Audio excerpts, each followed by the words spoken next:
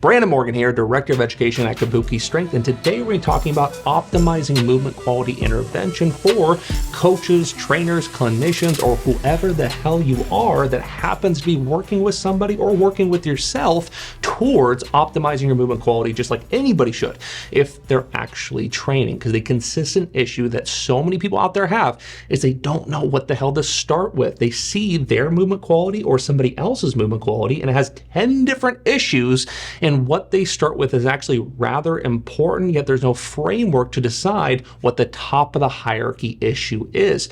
So let's go ahead and get a little bit more into what those things are, because here's the deal. If you start with the right thing, when there's a slew of issues within movement quality, if we start with the top of the hierarchy item, oftentimes 8 out of the 10 issues tend to go away. It creates a very robust effect to the lifter's movement quality and does the best job at preventing injury and optimizing their ability to handle load.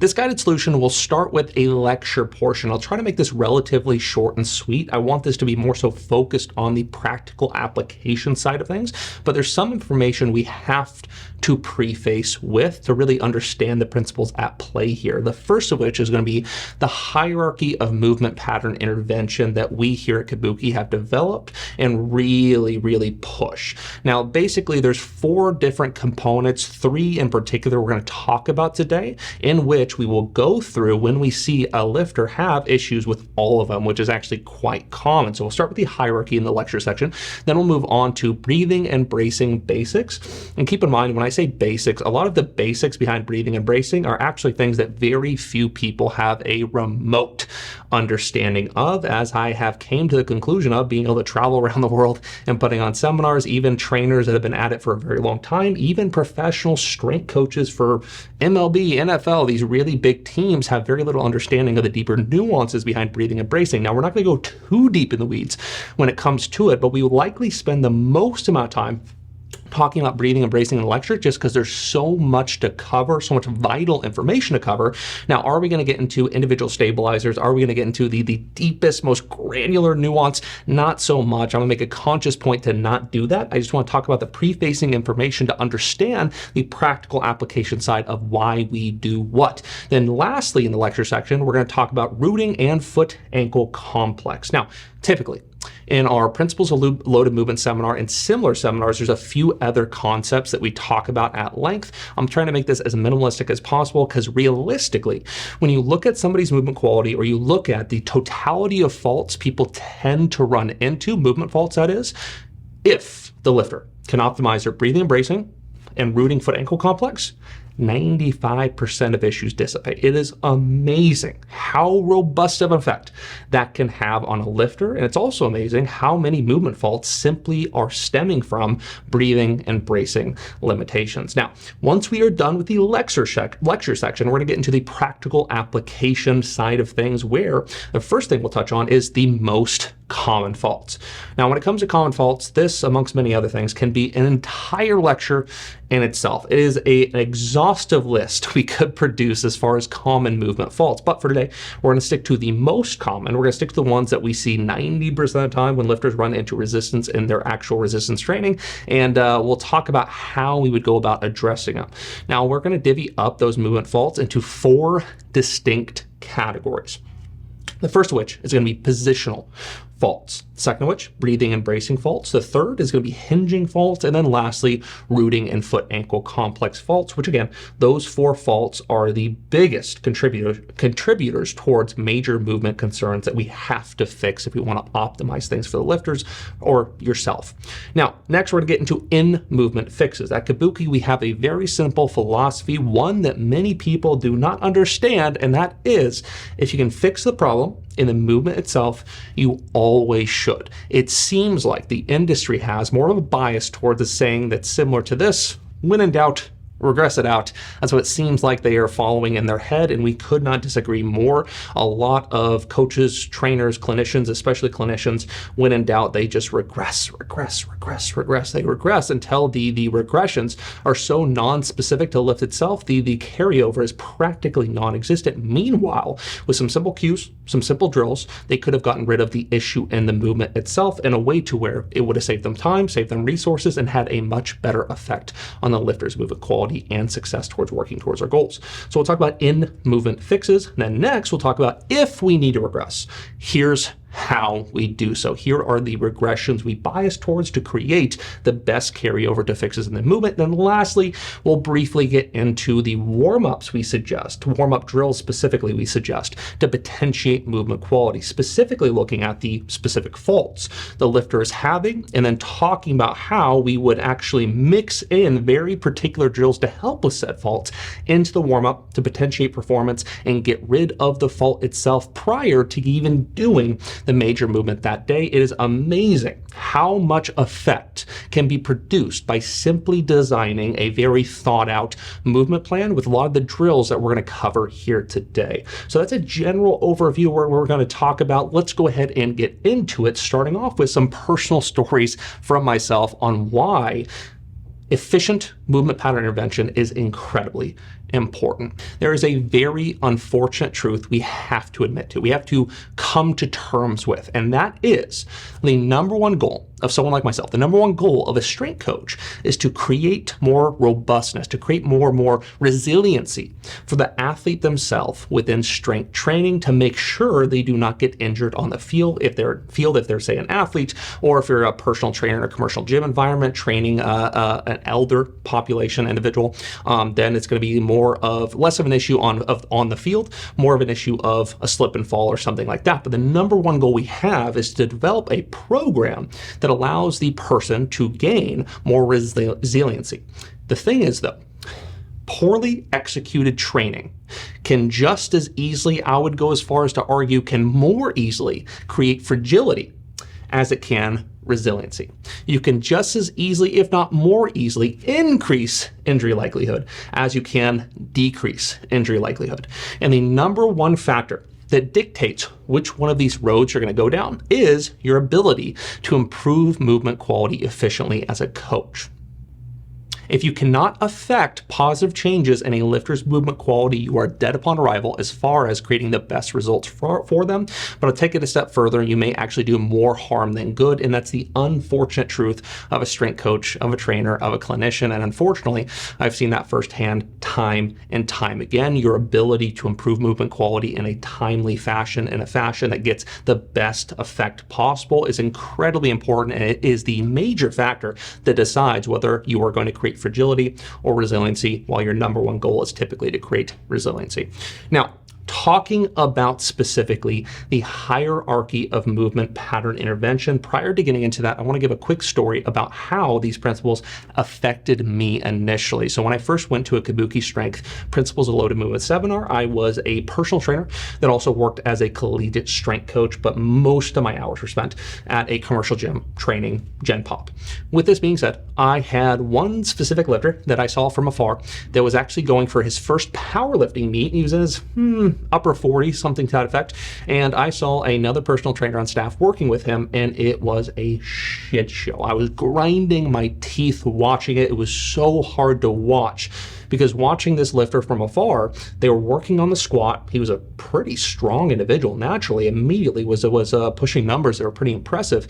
But if you look at his squat pattern, immediately dumped into massive anterior pelvic tilt. Prior to the anterior pelvic tilt, he had such a vertical breathing pattern that he was actually going into lumbar extension as he took his breath. He had concentric activity of the trunk stabilizers, which we really don't want. We'll get into that a little bit more here later on.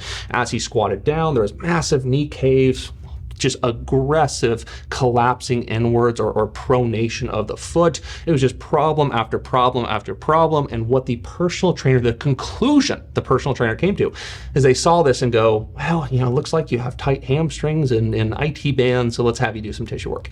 And I proceeded to see for the next 4 to 6 weeks, this poor guy just do 30 to 45 minutes straight of tissue work prior to every session. And then guess what happened? Every time he went to squat, the same exact issues kept happening. The personal trainer's solution was that he needed to regress aggressively and just do a shit ton of tissue work because muscles were tight, and that's what was pulling him into anterior pelvic tilt, so on and so forth. At least I think that's where he was going. That's generally where they come from. With this being said, one day I was actually happening to prepare for a powerlifting meet. One day I was in a commercial gym, squatting as much as 600 pounds. It was a shit show. The bar was bending, not the greatest setting to do that in, but this particular person, upon seeing me do that, walked up to me and asked me for advice. And I was chomping at the bit to give him advice. I thought, finally, it's my time. Let's do this. So immediately I told him I'd love to help him. Let's see the squat. He got in front of me, unracked the barbell, walked it out. Right before he went to, and then he did a squat for me. All these faults existed. And I said, okay, hold a second. What I want you to do is close your eyes. Gave him a tactile cue. I want you to breathe into my finger. No, don't go too quick. 5-second inhale, nice and slow, breathe into my fingers. He proceeded to breathe horizontally, beautifully. He followed up by a strong co-contraction of his trunk stabilizers, eccentric activation, beautiful intra-abdominal pressure creation simply by providing some tactile cueing and some actual cueing. And then I proceeded to have him hinge and squat with a very slow tempo, gave him a few cues for the hinge mechanics. And as he did so, I'm not kidding when I say 90% of the faults that existed went away like that. It took all of 5 minutes, and we did it in the movement itself. Because here's the deal. What caused the cascade of faults wasn't tight musculature, and he definitely did not need to regress. Instead, it all started off with terrible positions that were created by awful breathing mechanics. He breathed so vertically in a compensatory manner that he went into massive anterior pelvic tilt, locked that down, and from then on out, his intra-abdominal pressure was a shit show. Trunk stabilization, obviously very awful as well, deviating at lumbar spine position. Because of that, he had decreased control of downstream structures, which made it increased likelihood of having rooting issues, and issues of stability at the hip caused an increased likelihood of knee cave. Now he's not having balance co-contractions of certain primary movers, so on and so forth. It was a cascade that all started with breathing and bracing, and by simply fixing it in the movement itself with some intelligent cueing, we got rid of virtually all of it. And when he got done, he was amazed. He was absolutely amazed. And it was wonderful for me to be able to apply these principles as I learned them just 4 weeks ago or so at a Principles of Loaded Movement seminar. It absolutely changed the way I saw movement. And after that, he ended up referring me out to every friend he had. And because I got rid of his back and knee pain, people came to me when they had back and knee pain. And I had to explain to person after person, no, not a chiro, not a PT. That's outside of my scope. You have pain, go see someone else. You want to move better, come see me. And I'm getting a lot of clients from it. So with this being said, it's just kind of a quick story, not so much a bragging session. I promise you that's not the intent, but it's a story that kind of describes how powerful these principles are, but furthermore, how important it is to optimize movement quality efficiently. Because when it's all said and done, this wasn't intention of mine, but this guy kind of hated his personal trainer. He dropped him like a sack of potatoes, just like that. He wanted nothing to do with him because realistically, he wasted 5-6 weeks of his life doing 45-minute tissue work sessions before every single training session because the personal trainer had a root cause in his head that was fundamentally incorrect. So that caused the athlete rather, to waste a shit ton of his time to consistently have movement faults that drove pain, did structural damage. And when he went with somebody that understood things a little bit better, to say the least. Again, less than 5 minutes all it took, and then through more work with him, he got exponentially better, handled more loads, did so with less pain or no pain. So this is very important, very, very important stuff. And you'll notice in this story, what did I start with? Breathing, bracing, trunk stability. And that is the top of the hierarchy within our hierarchy for movement development, or our hierarchy for movement pattern intervention, however you want to verbalize it. Top of the hierarchy is breathing, bracing, and spine mechanics, and for a very good reason. Your ability to stabilize here is the most important facet of all loaded movement, especially axial loaded movement. Every single movement that I do needs the prerequisite of some trunk stability here. Now later on we'll get into the task-dependent nature of this, but if I bend down to grab my water bottle here, take a drink, trunk stability was required to do so. Even if I move my head position, trunk stability is needed to do so. All movement of limbs and pretty much all movement requires the prerequisite of some trunk stabilization. But when you get to heavier load, your ability to have maximal control of downstream structures, to maintain position, to keep the spine safe, the pelvis safe to maintain optimal length-tension relationships with primary movers, so on and so forth. Always starts with this, but to take it a step further, the number one fault people have is issues or compensatory strategies to utilize this, which is why we start with breathing and bracing spine mechanics, or more specifically intra-abdominal pressure, which we'll get into here more in just a little bit. Now, the close second is going to be rooting and foot ankle complex, okay? This and your foot's connection with the floor are the two most important facets of movement quality by far. Any lifter out there, any person out there, if you can optimize those two things, it is unbelievable how far you will be propelled in the right direction towards moving without pain and moving heavier load more safely.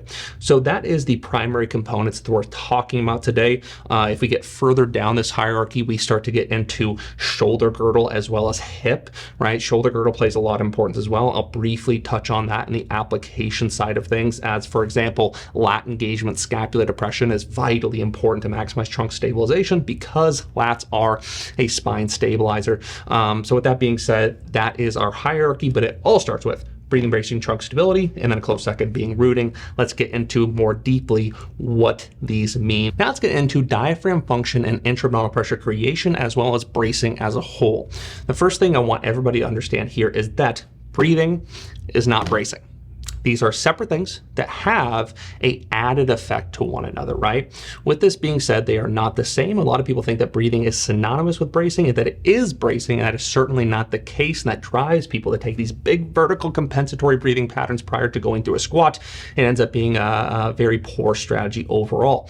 With this being said, there's a certain anatomy pieces that we have to understand to truly understand intra-abdominal pressure creation. And to put it very simply, we can divvy those down, or we can minimize those down into three things: diaphragm, abdominal wall, and pelvic floor. Now, there's a ton more nuance we could get into there. For example, abdominal wall is made up of many different individual muscle groups, transverse abdominis being one of the most important ones that we could get into, the posterior stabilizers, individual obliques, so on and so forth. But we can make it really simple and just say abdominal wall for the time being. The initiating action, the major conduit to intra-abdominal pressure creation. And by the way, if you don't know what IAP is, intra-abdominal pressure, it simply is the pressure that we can create, the pressurization within our abdominal cavity that allows us to handle such great load, or is the main conduit to being able to handle such great load. Understand that there's an inverse relationship between pressure and volume.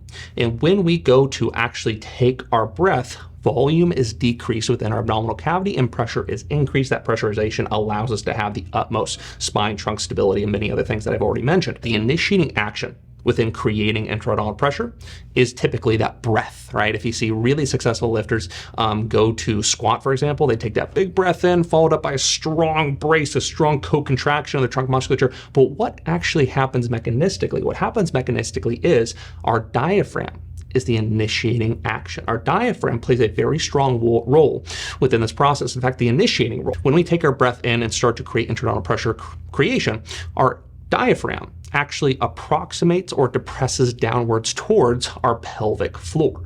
They work in opposition to one another, and as it does so, this compresses the fluids, the gases, the tissues within our abdominal cavity, and it presses them outwards in all directions.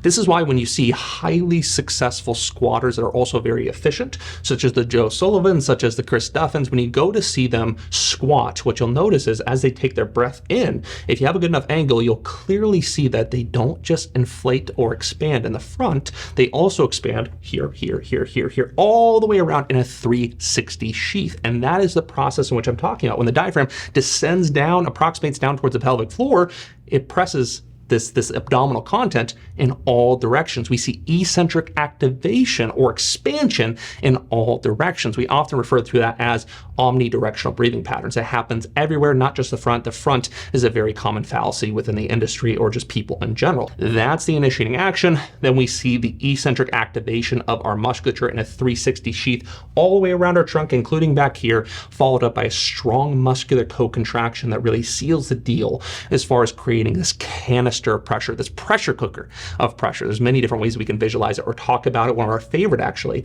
is the guy wire analogy, which we'll get into here in just a second. But intra-abdominal pressure, how much of the equation within intra-abdominal pressure creation is breathing? How much is it exactly? Many people don't understand this. As I said earlier, breathing and bracing are separate, but they have an additive effect to one another. Breathing itself is about 15 to 20. We'll just stick with a specific number and say 15. Breathing itself is 15% of the trunk stability equation, right? So with this being said, the other 85% is the bracing. It's the muscular co-contraction, the muscular contraction itself. So when somebody goes to breathe and brace, that's the equation that we're talking about here. But a lot of people will overemphasize the breath portion. They get overzealous within breathing, and they end up actually hurting the other 85%. I'll get into that here more in a little bit, but by really over-exaggerating the breath and trying to chase breathing so much, people often end up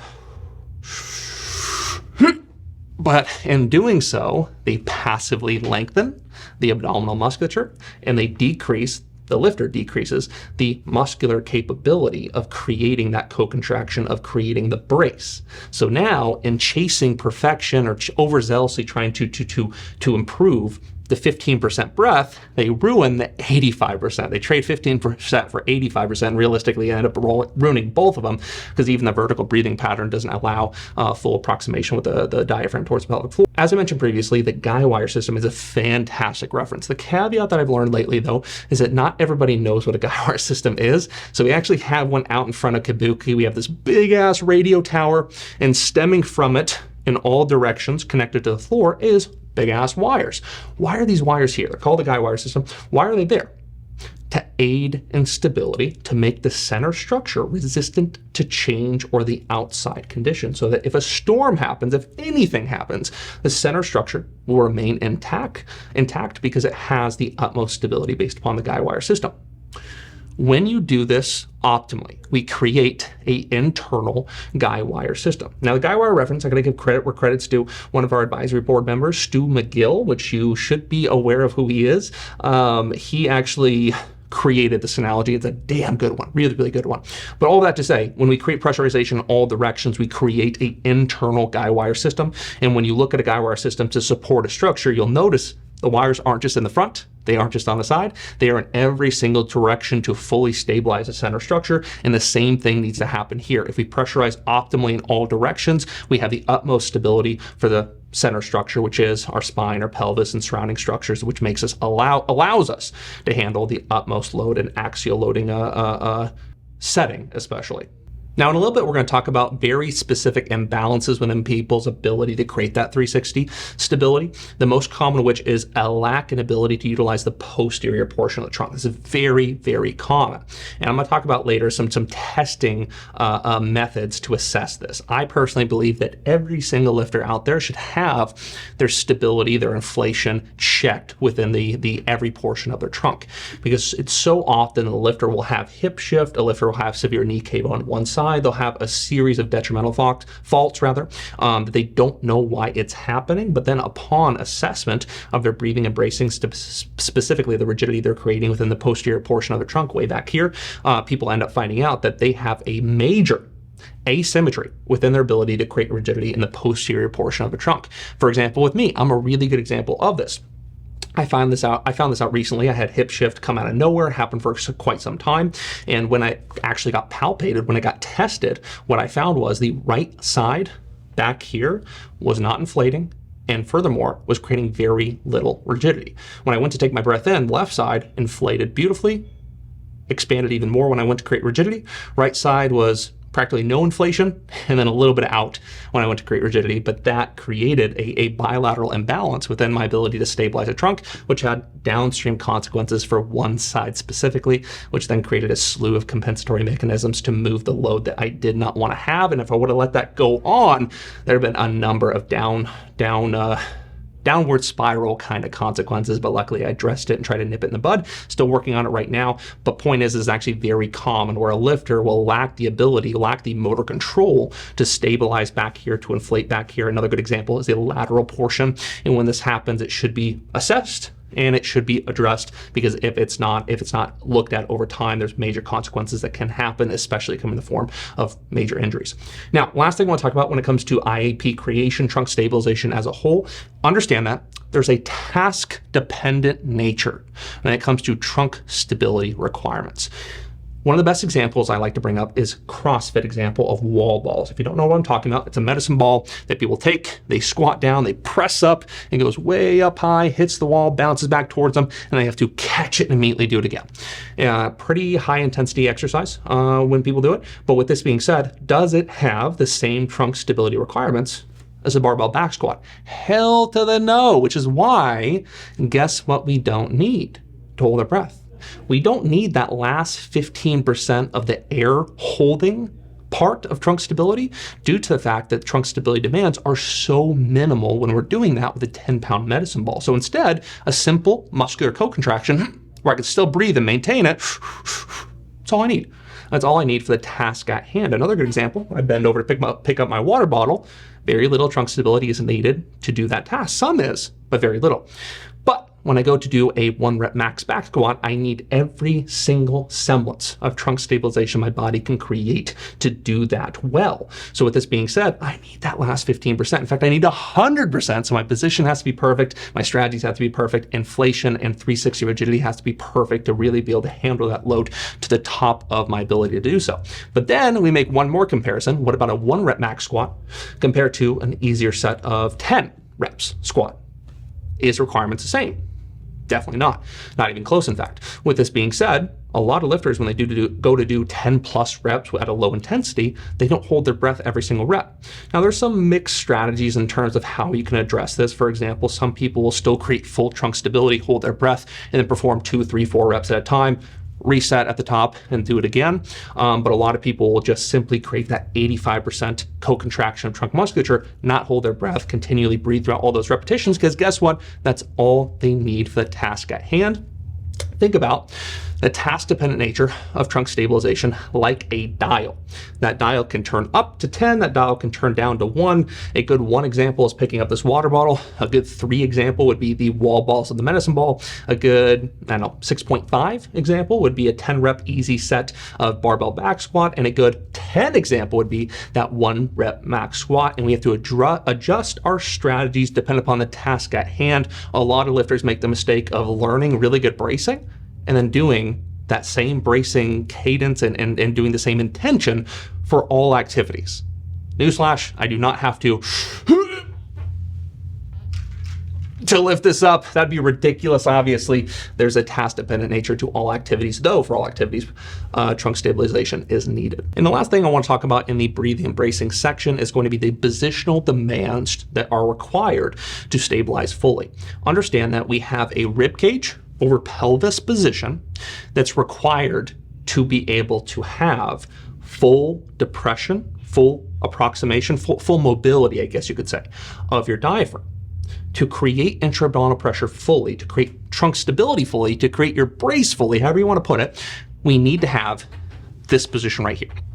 If we do not have this position, such as a really common example of anterior pelvic tilt, all of a sudden, your ability to create IEP is degraded significantly. You're dead upon arrival when it comes to trunk stability, when it comes to your brace, simply because of a positional deviation, which is very, very, very common.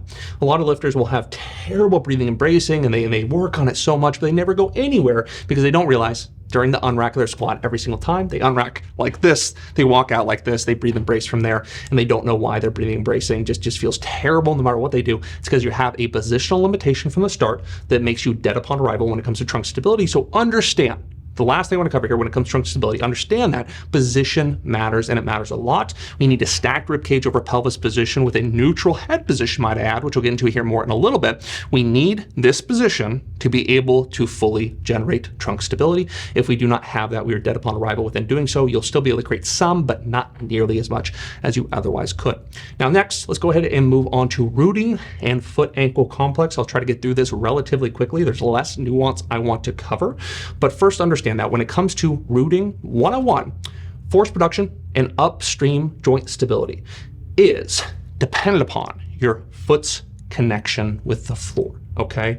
In fact, more specifically, energy transfer, injury prevention, and 3 points of contact are kind of the main 3 categories that we like to talk about in reference to rooting. Whenever you see a lifter have massive degrees of knee cave or other issues of that nature, this is obviously going to be a major concern for energy transfer. And oftentimes the reason why that happens is because of a fundamental inability to root effectively. So many upstream faults start with rooting itself, and your foot's connection with the floor is the second, close second, might add, is the second most important foundation of loaded movement. But also understand that many lifters out there are dead upon arrival when it comes to their ability to connect well with the floor simply because of the shoe wear they use. Here's the thing about shoe wear. I don't want to sound like a hippie. I don't want to sound like somebody who's trying to sell a specific shoe product, which is why I'll say right now, the best shoe wear to use when you're learning how to root better is nothing. Absolutely nothing. Not even socks. Go barefoot, right? Not trying to sell a product here. But your shoe wear matters a lot. There's a few categories your shoe wear has to match or fall within to be considered optimal for squatting, deadlifting, and things of this nature. Understand that. Your brain has this amazing anti-injury mechanism where when it senses an instability downstream, it refuses to recruit as many muscle fibers or produce as much force. Most shoes out there are an instability that it senses. The best example, but also the worst example, are those pillow-soled, really fat, comfortable, but really fat soled shoes that feel like a pillow with every step. They feel amazing. But when you see somebody try to squat in them, it's this the entire time. And then they report back to their coach or say online, I don't know why my squat feels so unstable. It's because of your shoes. Shoes matter a lot. So let's get into the specific requirements of a shoe. When it comes to a shoe, your shoe needs to fit 3 major requirements. There's more that we could talk about here, but 3 major ones.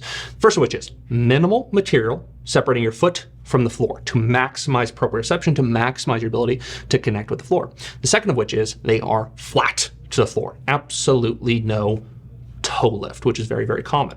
And then the third of which is going to be they have a wide enough toe box to allow your foot to splay and root effectively. If the toe box is so narrow that it grabs your feet and twists them into a bunch, how in the actual hell are you supposed to root effectively? You're dead upon arrival simply because of shoe wear. Now, another important note is a lot of people go with a very classic chuck to lift in. And I understand why. Aesthetically, it's very pleasing.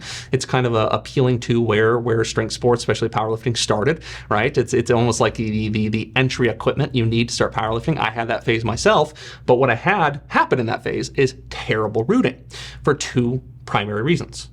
One, they are not flat to the floor. Actually, all 3 of these categories they kind of fail on, but there's 2 in particular it's worth mentioning. First of which is they aren't flat to the floor. Chucks have this huge toe lift. If your toes are off the floor, how the hell are you supposed to root effectively? Because a goal of rooting is to have even load and weight distribution throughout the entirety of your foot, right? We have to splay, we have to connect with the floor and distribute weight evenly throughout our foot. That's what's required to have optimal force production and stability upstream. But if your toes are lifted off the floor, how the hell are you supposed to do that? You're dead upon arrival. But the second issue is the toe box is incredibly narrow. It is so narrow. You have no ability to splay your feet. Absolutely no ability to splay your feet. So chucks, very popular shoe wear. They aren't as bad as a running shoe, let's say, a really fat-soled running shoe, but they're still pretty bad. They're far from optimal, to say the least. So with this being said, for lifters out there that struggle with rooting, that are wearing shoes like this, first off, get the hell out of those shoes. If you have to wear shoes, there's brands I can suggest to you. Go with a minimalist style shoe. We'll get into a little bit more nuance here in a second. But the second of which is, the first suggestion I would give you actually is going to be barefoot. Squat barefoot. This is going to be great for assessment, great for proprioception, but also great for learning how to root and cue rooting more effectively. Assessment is the big benefit. Whenever I do an in-person consultation with a new lifter, I always have them squat barefoot to start, simply because it's amazing what you can see within their foot. You can see that they're not splaying at all. They don't know how to splay. You can see that they're actually pronating ever so slightly in a way you couldn't see with a normal shoe. So for assessment reasons, for rooting reasons, go barefoot. And if you need to wear shoes at your gym or in competition, eventually get shoes that are more so minimalist style. But the caveat with minimalist style is that some people's feet need different kinds of minimal style. So there's one shoe in particular, for example, Notorious Lifts. I really like them. I like the brand. I like the people that make them. But the caveat is I have a fat foot. So though they are more so minimalist, they're not minimalist enough for me. They're not wide enough of a toe box for me. My foot is still cramped as hell. So though it is a shoe that fulfills the requirement of minimalist, still not ideal for myself and many lifters out there. You need a shoe that's wide enough for your specific foot, which may mean that it requires a little bit of trial and error to find the ideal one for you for lifting. Now, also understand your feet adapt to the environment that they're actually in. This is actually very important, and it brings up another discussion topic I want to get into. Your foot adapts to the environment it's in, which is why if you see lifters or people that are stuck in extremely tight, narrow shoes, their foot will form to those shoes. This is not pseudoscience. This is not like hooey kind of talk here. It is objective, it is proven, it's been seen time after time. The most egregious examples that are kind of stark opposites is one, ballerinas. Ballerinas that have been stuck in those tiny shoes for years upon years upon years. Their feet has adapted to them, and their foot, not to be mean, not to be rude, but it is relevant, kind of looks like a balled up fist, in all honesty. It formed to the shoe. It formed to the shoe because they're stuck in the shoes all the time. And the opposite end of the spectrum, when people go and they see tribes that have never worn shoes in their entire life, their foot looks like a hand, like a splayed out hand. It's unbelievably wider. Their toes are resting in a more splayed position, and they have the ability to splay even more, to grip things even better. They have a fundamentally different foot that adapted to its environment. And for me personally, for the longest time, I wore Chucks to lift, and then I wore terrible shoes to walk around in every day. And my foot, I had constant knee pain, had terrible balance, couldn't stand on one foot, for example, to save my life. My foot was kind of balled up like this. When I converted to minimalist style shoes, both in training and then also in my everyday life, I physically saw my foot change shape. It was freaky. I'm not sure if you've ever seen your your foot rather, go through hypertrophy, but it is cool to see. Not the prettiest thing in the world, but it's very cool to see. So my foot function got better, certain pains went away, my ability to root got a lot better, but my foot literally changed shape because your foot adapts to its environment, and there's thousands of people that could attest to the exact same thing.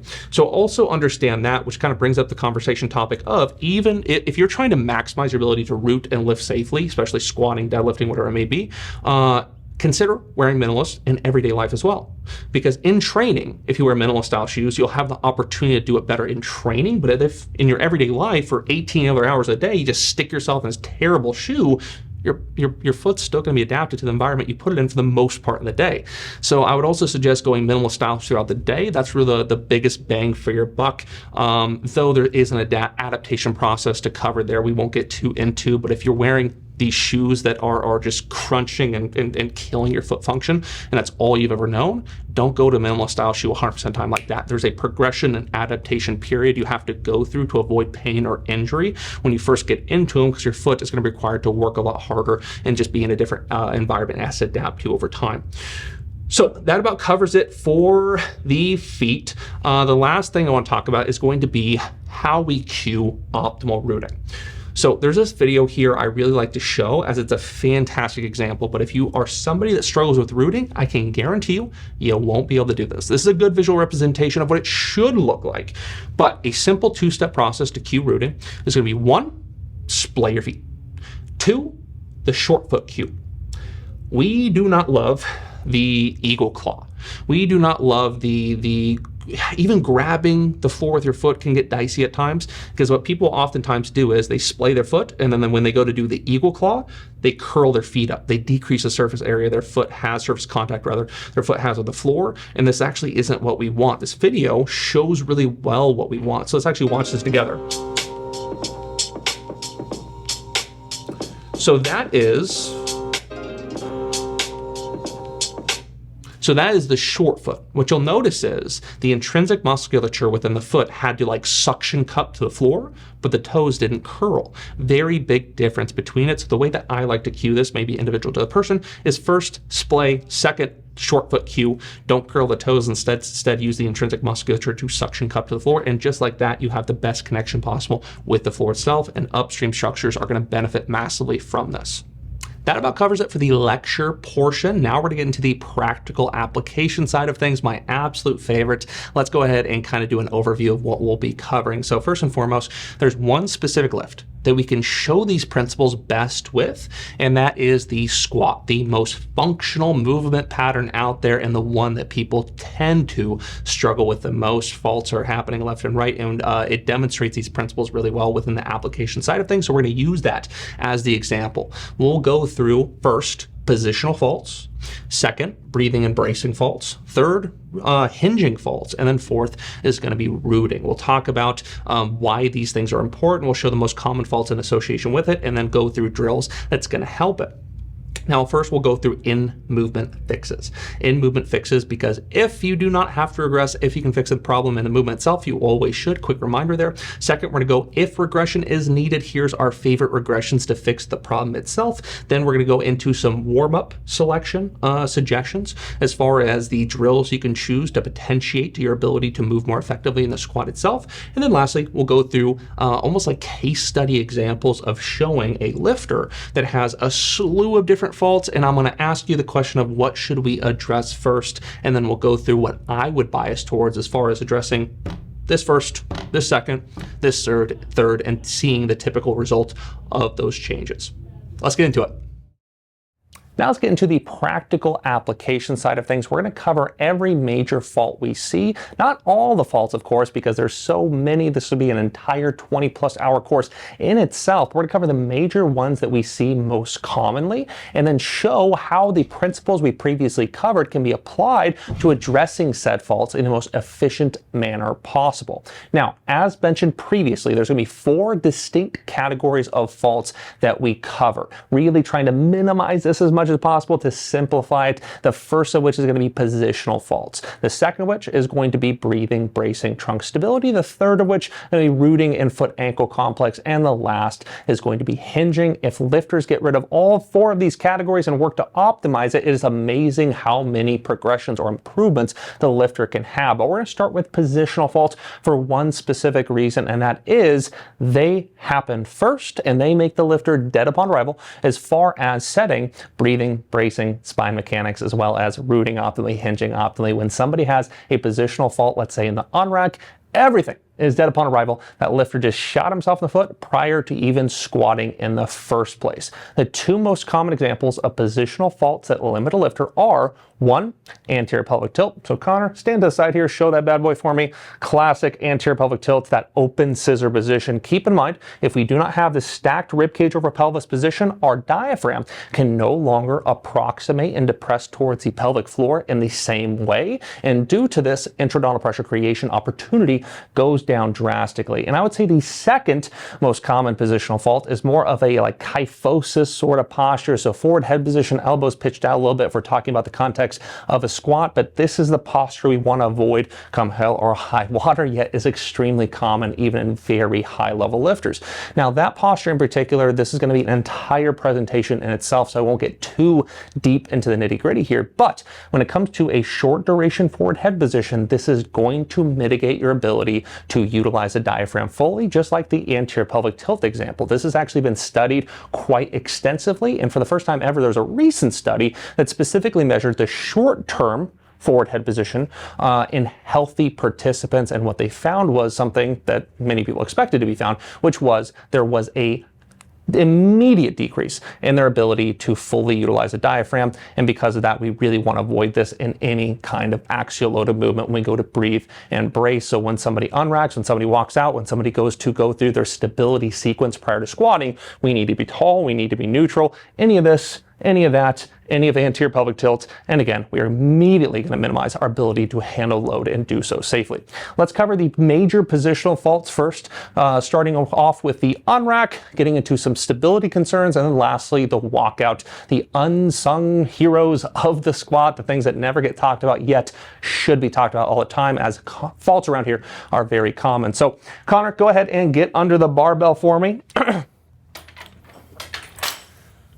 Now, before he unracks, what we need to do is go through our stability sequence or cadence of cues to create the utmost stability in the trunk and the lats in every single major structure. Here's the thing though, a lot of lifters are very lackadaisical about getting under the bar, and even more so the unrack itself. So Connor here is going to be showing a very common fault where he is loose as a goose, he has no trunk stability, no lat engagement, and because of that, as he unracks, he's going to have a forward head position, elbows typically pitch out pretty aggressively. We can get even more aggressive than that. Beautiful. That's an absolute shit show of a position. Don't get me wrong, you can handle some decent load, but is far from optimal or far from a position you can demonstrate your full strength. So what he's going to do instead, re-rack it for me, Connor. The immediate in-movement fix we can go through to fix this is going to be going through that stability sequence. So what Connor is going to do is he's going to brace, breathe brace. He's going to create the utmost trunk stability. He's going to use his lats to drive his elbows down to press the scapula. And then from here, unrack, stand tall. And just like that, there was no positional loss during the unrack. Very simple fix, but believe it or not, this is an extremely common issue where people don't go through that stability sequence prior to unracking. The second most common positional limitation issue is going to be poor unrack mechanics. Sometimes lifters do a really good job of creating stability initially, but the actual mechanics they use to unrack is just awful. The most common of which being not using the hip extensors and not getting tall within the head position. And it typically looks a little something like this. Beautifully terrible. Okay, so what you'll notice is, if Connor does this one more time in hold position, I know it feels awful, what you'll notice is he didn't use his hip extensors. People do this all the time where they unrack like this here. They have so much hip flexion, a forward head position, elbows pitched down, absolute shit show because their mechanics are very poor to unrack it. So he's gonna re-rack here, and what he's gonna focus on doing is two particular things to improve his unrack mechanics. He's gonna focus on squeezing his glutes and packing his head like this here, and just like that, he's in a tall, beautiful position. Show it one more time, Connor. Gorgeous. And from here, it's his responsibility to maintain this as he walks out. So that's the second most common reason why people lose position, poor unrack mechanics, and that's the number one way people create poor unrack mechanics. Now, there are some additional things such as foot position being very poor. Some people have their foot position too far out in front of them, too far back. This also creates limitations, but just know that we need to fully create our stability, go through its sequence, and we need to as we unrack it nice and tall. The third most common example is during the walkout. This is incredibly common. There is a half a dozen plus faults we could go over here, but Connor, show me position loss during the walkout.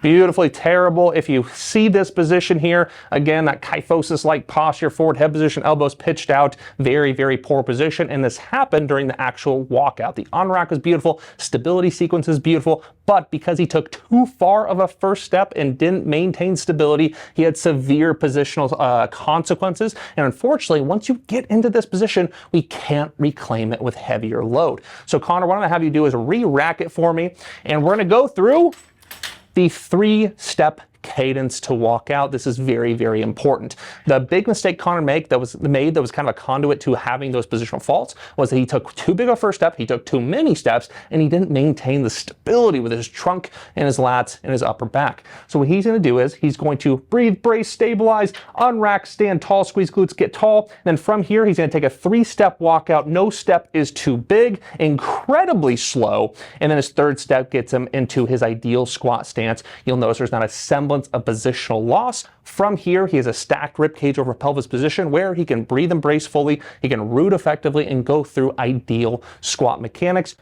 So those are the most common positional limitations that we see, and those are a number of ways that people get into this forward head position, elbows pitched out, or anterior pelvic tilt like position. Later on in this, we'll talk about how people enter that because of hinging faults, but in-movement fixes for that are going to be improving stability sequence prior to the unrack, improving unrack mechanics, and improving walkout mechanics. But there's one issue we have not touched on yet, and that is sometimes lifters are dead upon arrival when it comes to having an ideal upper body position simply because of shoulder mobility deficits or a certain muscle being in a hypertonic, bound up state. So we're gonna go ahead and go over some tissue work to help address that root cause, as well as some of our favorite mobility drills to improve shoulder mobility for the specific demands placed upon it during a barbell back squat, especially a low bar barbell back squat. So my personal favorite drill, my absolute go-to, is the banded overhead R&T squat. This is incredibly beneficial for a lifter, and another reason I kind of like it is because it even has a lifter squatting. So if you're somebody that normally does a goblet squat, let's say, this can kind of replace both the goblet squat and get some shoulder mobility prep prior to squatting, kill 2 birds with 1 stone, make that warm up a little bit more efficient. So what Connor's going to do, first off, you can notice we have a 2-band setup here. Connor's going to go ahead and grab each individual band with one hand, walk back just a hair, and get into his normal squat stance. From here, he's going to get into an overhead squat position. Now, here's the thing. A lot of people chase range of motion here. I gotta be honest, I don't give a shit about range of motion. I typically bias towards a third range of motion, right? So what he's gonna do is actually separate his hands just a little bit at the top, beautiful. And throughout this, he's gonna actively pull back against it. He's gonna try to maintain trunk position, squat about a third range of motion, come up from there. But here's the important note. At the top of every single rep, he reinforces position. It sucks, and it seems like something you may not need to do, but I promise you, you need to do it. A few more times, Connor. Beautiful. Reinforces every time. He's maintaining trunk stability, maintaining spine neutrality. Keep in mind, if he goes into anterior pelvic tilt, very little carryover will happen. Lastly, Connor, show anterior pelvic tilt. Exactly. That makes it easier, but that also makes the carryover absolute dog. When shoulder mobility is a limitation, it is primarily due to lacking the external rotation and flexion demands that's put on us from a back squat. And when we lack that, we are forced into positional deviations that we are dead upon arrival when it comes to stabilizing our trunk fully. So we have to mobilize prior to getting under the bar. There is a slew of drills we could cover today. We're just going to cover a few of our favorite. I typically bias towards the wall angel. This is a slight deviation of that called the floor angel, which works just as well. Let's go ahead and get into it. So Connor, do me a favor, get in position for me. Now, the first thing we're going to cover here is going to be the differentiation, person to person, within hip height. Everybody will have to lift their hips up likely at least a little bit, but the primary principle to this is the number one killer of all shoulder mobility and core training drills is anterior pelvic tilt. When we go into anterior pelvic tilt, especially with a drill like this, all of a sudden the carryover is practically non-existent. So as Connor lifts these hips up, he's going to actively focus on drawing his ribcage down, staying braced, and maintaining neutrality. Then from here, he's also going to focus on actively pressing the entirety of his arm into the floor. It is really easy to just kind of barely touch and not get jack shit out of this. So instead, he's going to actively drive into the floor with the entire arm, including his wrists and his hands the best of his ability, and then slowly do the classic angel. Now, my bias when doing this is to actually have a differentiation within speed, depending upon the point in which you're at in the movement itself. As we go higher, I like to go a little bit faster just because it has the least effect. And then as he goes down lower, I like to slow down, retract the hardest, and if anything, pause at end range at the very bottom, since that's the exact positional demands we are trying to actually train. But again, as he does so, really avoiding any semblance of anterior pelvic tilt, because it is very common. Connor, go ahead and show it. Hate to see it. Exactly. Now, when you do that, what happens, Connor? I can go a lot further. Yeah, we can go all day the second that anterior pelvic tilt happens, and you're not challenging the body the same. Therefore, there's no carryover. So make sure we keep this rigid, keep this neutral, and go through it just as described.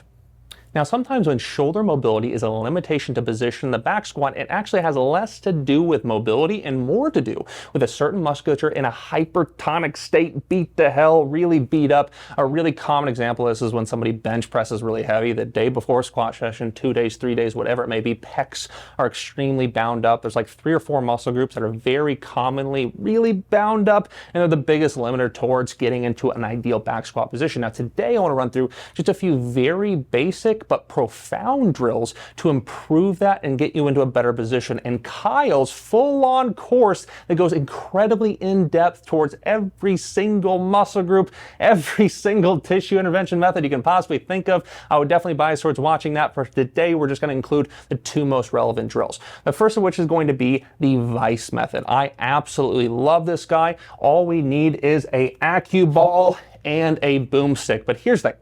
If you don't have these 2 things, not a big deal. Really not a big deal. These are ideal. These are certainly ideal, but you can do the same thing using a lacrosse ball and a handle of a kettlebell. It works too. Is it as comfortable? Is it as productive? Definitely not, but it still accomplishes a whole lot. So let's go ahead and show that first. Connor, do me a favor, get into position. And what he's going to do is he's going to have that Acu ball dig right into his rear delt. I'll warn you right now, this sucks. This absolutely sucks. Feels good afterwards, but it's not fun to do. It's very painful. But he's going to dig it into a perfect spot on his rear delt, and then he's going to hold this boomstick and place it in the spot on his pec that is the most beat up or the most tense, the most painful. He's going to find a really, really bad spot. Now, from here, he's going to go through several movements. I like to start off with external rotation and then come right back to that neutral position.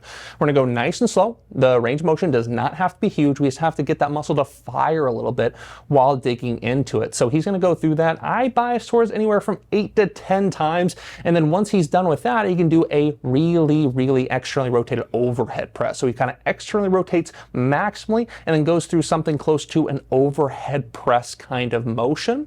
And he's gonna do that another 8 to 10 times, typically going through 2 to 3 different movements. It's highly specific to the demands we're trying to adapt to. Is fantastic. Last note here is I really like to bias towards 3 different trouble spots per muscle group. So once he's done with this, he's going to, if you need to, palpate a little bit, find the next really tough spot, and then bias the boomstick point towards that next spot and go through the exact same thing. And then find the next worst spot, going through 3 different spots, same exact motion, and by the time it's all said and done, that bad boy is cleaned up and position gets exponentially better. Another really good example that you need less equipment for is going to be the shoulder rock version. Let's go and get into that. And lastly, the shoulder rock version. So we're going to do basically the same thing, the same movements, the same spots, but we're simply going to lean over the top of a shoulder rock. The shoulder rocks, especially the newer ones, have this beautiful end to it that's fantastic for tissue work. And this specifically is actually my favorite way to apply it. So Connor's going to get into a staggered stance and lean over the top of it. And from here, he's going to dig into, again, the toughest, most painful spot, and then go through those exact same movements, starting off with the external rotation, return back to neutral. Only need a little bit of movement. We're really just trying to get that muscle to fire. And then once he's done with that 8 to 10 times, he can go ahead and just go overhead press nice and slow. And then once he gets done with that spot, he can do 2 other spots that are very troublesome. That's really all there is to it. This is actually my favorite one to do. It's a little bit easier. You don't have to get on the ground, requires less equipment. Very efficient way to take care of this very prevalent issue.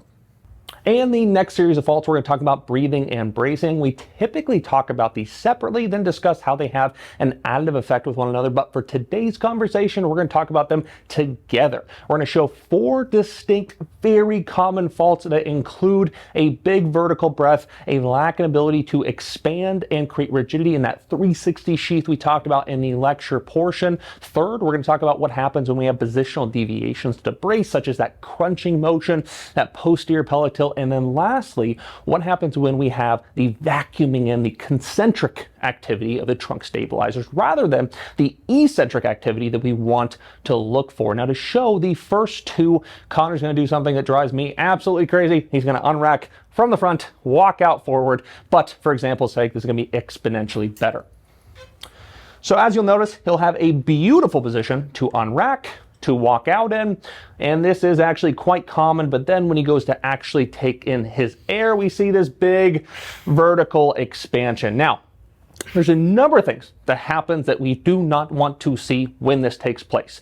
The biggest of which is positional deviations. Now, there's a wide degree of variability when it comes to the severity of this vertical breath. Show just a little bit for me, just a little bit. Exactly. Oftentimes, it'll start looking pretty good, but then the last 80% of it gets very vertical. And then other times, from the absolute start, it is a shit show. It is as vertical as it can be, so much so, not only do the collarbones move up, not only do the shoulders move up, but even the barbell moves up. And when it gets that severe, we are very concerned from a trunk stability standpoint. Now, when this happens to a high severity, positional deviations happen to where the central tendon of that diaphragm moves anteriorly. Now, what happens when this takes place? The pelvic floor and the rib cage are no longer lined up directly on top of one another. As we covered in the lecture portion, this needs to be stacked to maintain the full opportunity to create intra-abdominal pressure. If they are not stacked, whether it's anterior pelvic tilt, whether that's the central tendon moving anteriorly, whether that's head position way forward, many examples of that nature, when this takes place, that diaphragm does not have the same ability to approximate downwards towards the pelvic floor, therefore stability is lost or at the very least degraded. So with this being said, when we see this vertical breath, instead what we should see is this beautiful horizontal expansion. Now, I'm going to have him go ahead and stay here as he shows concentric activity, okay? So oftentimes the breath will actually look pretty good. There's beautiful horizontal inflation, but when he goes to finish it off with that strong muscular co-contraction, we see vacuuming in. Connie, you want to go ahead and show that? Beautiful. One more time for me. There we go. He's sucking in like a bodybuilder. Connor, you can go and rack that and relax. Both of these faults are extremely detrimental because what we want to see is horizontal expansion with the breath, but then further expansion, further intra-abdominal pressure creation when he goes to finish it off with that strong muscular co-contraction. We should see further expansion. Now, the second two faults we're going to show the correct method of unracking and walking out, and that's going to be the lack in 360 sheath of stability, oftentimes coming in the form of limitations in the posterior portion. Secondly, the posterior pelvic tilt or crunching motion people bias towards or compensate towards when they don't create stability optimally. So Connor unracks in a beautiful position, walks out. Then once he gets out here, let's go ahead and show first the lack in 360. So as mentioned prior, the two most common examples, number one is going to be not inflating back here. If he does this optimally, you'll notice my thumbs and fingers actually go out. They should go out quite a bit actually. But sometimes the lifter is so focused in the anterior front portion that this is completely inactive. If you only look at it in the front, it's beautiful expansion. You see nothing wrong with it. But when you look very closely at the back, or better yet, you actually palpate and feel back there, it is completely inactive. Now, sometimes there's also a asymmetry side to side or like a bilateral imbalance. So that's another really common example. If I was assessing this while he was squatting, I'd actually get in a position like this. But for camera angle's sake, I'll just show it like this. Sometimes when he goes to inflate and brace, one side goes out beautifully, the other side completely inactive. And this is going to come with a slew of faults downstream. One of the most common examples of which is a difference in hip height or hip shift. One hip will dip down lower, one knee will cave in to a very severe degree. He'll lack motor control and stability of downstream structures on one side. And that's just a few of a slew of examples that could end up happening if he goes unchecked doing that for long periods of time. There's going to be some really big concerns. So that's a lack in 360 rigidity example. The last one I want to go through is going to be the crunching motion. A lot of people do not know how to create stability in the trunk without crunching and often even going into posterior pelvic tilt. So without even breathing, Connor, just show me posterior pelvic tilt to brace. Just like that, beautiful. Now, sometimes this even happens, and it's kind of hard to do when you're good at breathing and bracing. Showing bad examples can be really hard, but sometimes this happens to a degree that's actually very subtle. So nothing will happen in the upper body. It'll just be posterior pelvic tilt. Connor, do your best. There it is, beautiful. Relax, show it one more time for me. Just like that, re-rack it and relax. So we definitely do not want to see that. So to recap here, the crunching motion, oftentimes we see upper body positional degradation as well, but sometimes it's so small that you can only see it by very carefully looking at the hips. There's that little bit of posterior pelvic tilt to create rigidity. And it's like an artificial rigidity strategy to where instead of creating that outer sheath without positional change, people just bias towards that crunching motion. Last example of the 360 again is that lateral portion lacking it. So let's go ahead and get into some in-movement drills to fix these very common issues, because you would be surprised at how efficiently we can correct these very common issues simply by providing fixes in the movement itself. But prior to doing that, anything to add there, Connor? Yes, absolutely. If you have the opportunity to, take your time with your setup. If you speed up through this process, it's going to be that much harder to actually make sure that you are in a good position. You're shooting yourself in the foot if you speed up through this process. Absolutely. I want to actually add a little bit to that. The tempo is actually rather important. Before I forget to add this is extraordinarily important. There's so many lifters out there that their strategies are rock solid. Everything's looking so stinking good, but when they go to actually squat, they rush the process. It doesn't matter if we're talking about a sumo deadlift setup, a bench press setup, breathing and bracing prior to the eccentric, your stability strategy prior to unracking. If you have troubles with these things, going fast is the worst thing you can do. Speed is earned with time, but realistically, with most of the stuff we talked about, it doesn't have to come in the first place. So don't go fast. Oftentimes, the best suggestion you can give is let's turn that 2-second gasp of air, that Kirby style of breathing, Let's turn that into something much, much slower, making the athlete breathe with a 5-count tempo. I know it's hard. You have 4, 5, 6, 700 pounds on your back actively trying to kill you. So I get going slow is a really hard thing, but the more you push yourself to do so, the better opportunity you have to optimize this. Now let's cover in-movement fixes. It is amazing the simplicity you can approach this with and the most robust effects it can actually provide, providing very simple tactile cueing. So we're going to cover some tactile cueing strategies, some band R&T drills, and also some details around how a belt can actually help you significantly with this process, and also some of the fallacies surrounding a belt. We have to include that as there is so many. But to start, we're gonna have Connor unrack the correct way, facing away from the camera. He's gonna unrack, walk out, beautiful position, and we'll talk about the tactile cueing portion of this. Beautiful. So let's pretend Connor, let's start with the specific fault of lacking the 360 sheath of stability. So realistically, when it comes to tactile cueing, there's some specific details around where exactly you put your hands, but realistically, when it comes to the vertical breath issue, when it comes to lacking 360 sheath of stability issue, and even when it comes to the concentric sucking in activity of the trunk stabilizers, all three of those from a tactile standpoint can be addressed with a very similar method, and that's simply getting some fingers and thumbs in the area. Now, this is always important to cover. Especially if this is a female, but even if it's a male, I am 100% of the time going to ask him, not tell him even, but ask him, hey man, are you okay with myself giving you a tactile stimulus so you have something to work against, a stimulus to work against? So I'll kind of talk about what I'm going to do exactly, how it's going to benefit them, and as long as they're okay with it, then we can move forward with this strategy. But assuming it is okay, I have had that conversation, what I'm going to have him do is, if he's struggling with the vertical breath, I'm simply going to have him, I'm going to combine tactile cueing and mental cueing. So what I'm specifically going to tell him is, I want you to close your eyes, and I want you to fill your stomach like a pitcher of water from the bottom up. Imagine that pitcher starts right around your belt line, right around where your shorts are pulled up to. So start by filling up your shorts as the bottom of the pitcher and slowly work up your stomach. And you'll notice when I say this very calm,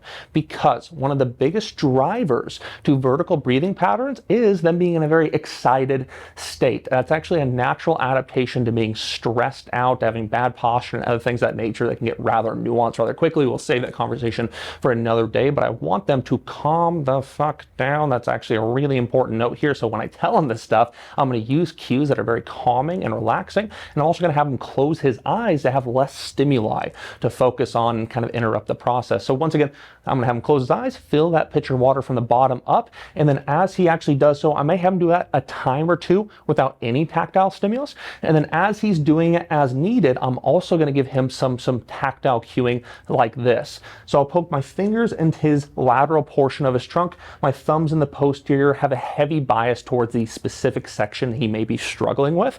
And then from here, I'm going to have him continue to close his eyes, and I'm going to tell him, as you breathe, find my thumb. Find my thumb. Okay, I'm going to say, breathe slower, try to give me a 5-second inhale, and as he's doing so, I'm going to wiggle my thumb a little bit and say, find my thumb.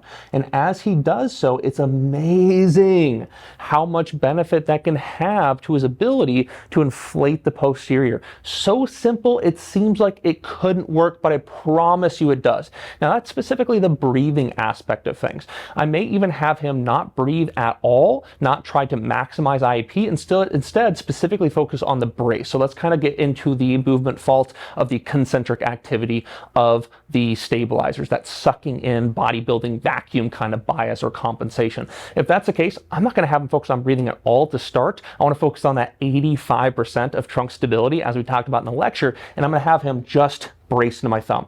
Beautiful, relax for me, brace into my thumb. Beautiful, relax for me. Each time he does it, I'm going to have him hold it for a second or two, and then I'm going to finish this entire process off with, I want you to give me a little bit of a brace in my fingers and thumbs, breathe into that brace into my fingers and thumbs, then brace once more, hold that, then relax. All right, you can go and rack that barbell. Again, So simple. It seems like it wouldn't work, but I promise you it does. Once again, though, I want to have a heavy bias towards the specific facets of trunk stability he's missing. If the breath is where things are going wrong, I'm going to practice the breath. If the brace, such as concentric activity, is where things are going wrong, I'm going to focus on the brace. But then I'm also going to integrate that into the totality of strategy he uses to create trunk stability.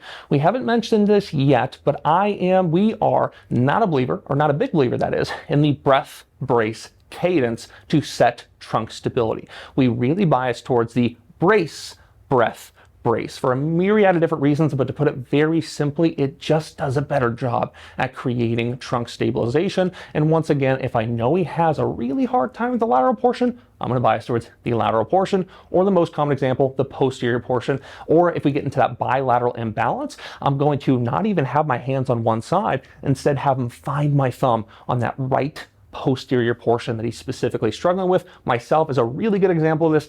I am a person where that was my exact struggle for the longest time. I had massive hip shift because I lacked that ability. And then working with our clinician, Dr. Philip Snell, that's exactly what he put me through. And it was amazing how short of a time period it took to get my body to have better motor control within utilizing that vital section and creating that 360 sheath, creating that guy wire system internally. The next in-movement fix I want to talk about is a band R&T drill. This is an incredible one, and you can actually set this up in ways to where you don't need a partner, but I'm mainly going to show it from the standpoint of having one and then talk a little bit about how we can set it up on your own. So prior to Connor actually unracking, I can provide something similar to the tactile stimulus, except this one gives a little bit better of a stimulus, especially if you're on your own. You can't necessarily poke yourself in the trunk, but also gives one kind of across the entire section of a trunk rather than a particular part, which can be very appropriate for certain issues, especially let's say if you have that lateral oblique issue with inflation, which is another very common example. So that's actually my favorite way to utilize this, is the lateral oblique limitation. So, or the lateral portion of the trunk, the oblique limitation. So with that being said, before Connor unracks, I'm going to go ahead and have him unrack the wrong way from the front. But before he does, I'm going to put this around him, put it right around that oblique, pretend he is having issues with inflating the lateral portion of his trunk. He is going to unrack, walk out, have a beautiful position, and assuming he has limitations here, I'm going to give him a good amount of tension, and now he has that stimulus to breathe and brace into. Beautiful. One more time for me.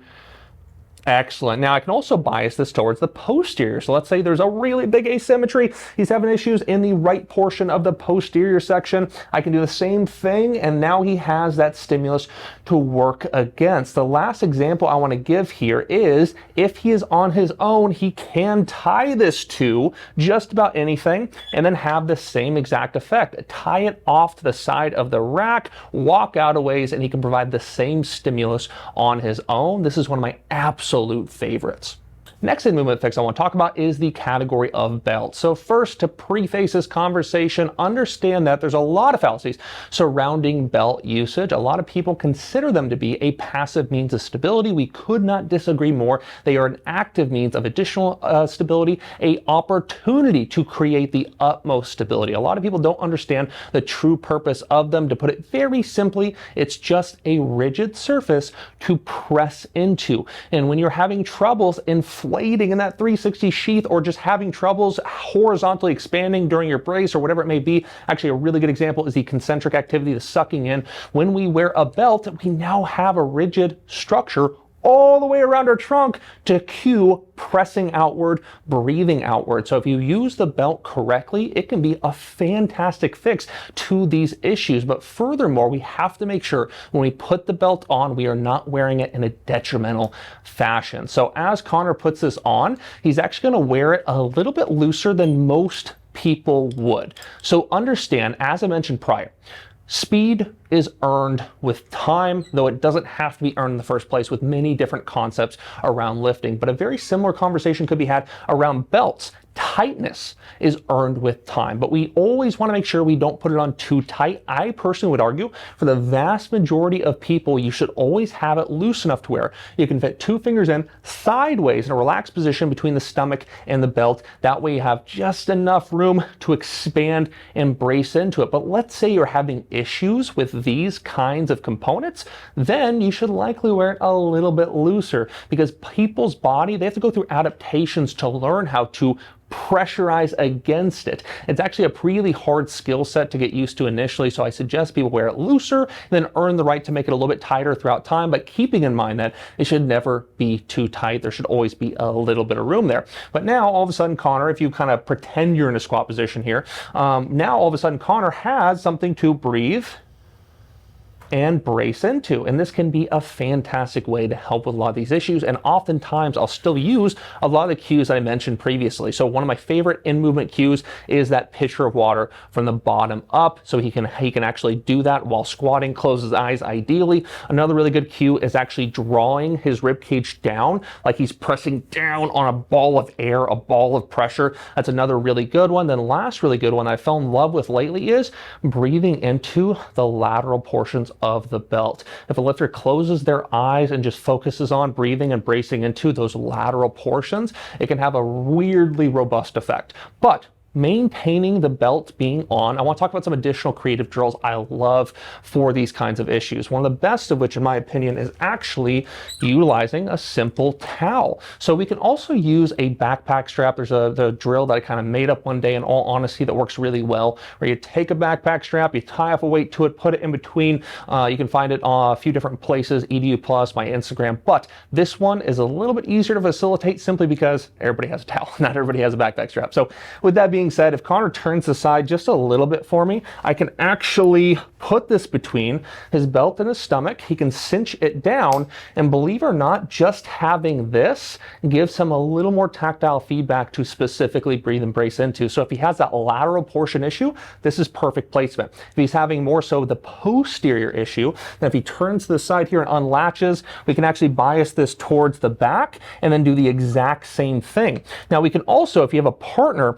we can have that partner try to pull the towel through. So if he brace, sets his full trunk stability, and then from there I have him maintain it as I try to pull this bout out, or this towel out from under him. It's amazing the kind of challenge that produces to continuously producing pressure back here.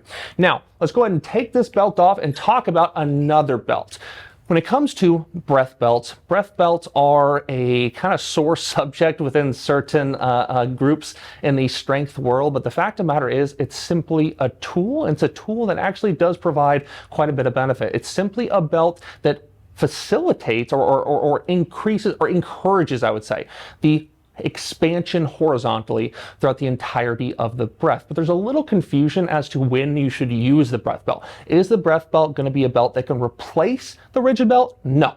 The breath belt does not provide the same opportunity to maximize IAP. It's simply a tool to facilitate better horizontal expansion in the movement itself. So when it comes to in-movement fixes, the breath belt can actually be really, really good tool to doing exactly that. So if I have Connor right now throw on this breath belt, he can go ahead and have something now in the movement that has a little bit more flex to it to actually breathe into.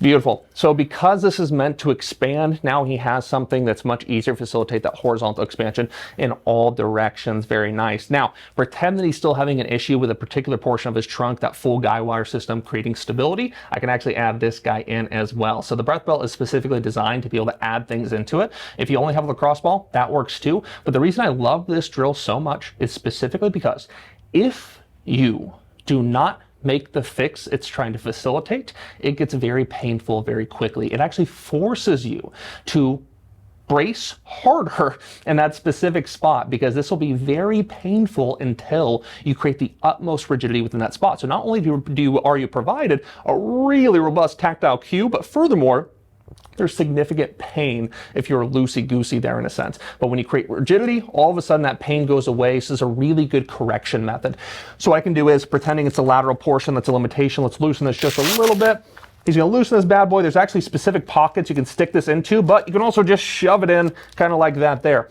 So he can tie it over the top, put it on like normal, and now he has this digging into the portion that is lacking, and Connor can attest to the fact that this is very uncomfortable. Very, very uncomfortable. But he can go ahead and set up like this, get under bar, unrack it, squat it, and constantly have that stimulus that does absolute wonders. So to recap here, those are some of our favorite in-movement fixes. We gave you some cues, some tactile feedback, some very specific drills. Now let's go ahead and get into some regression-based fixes when needed.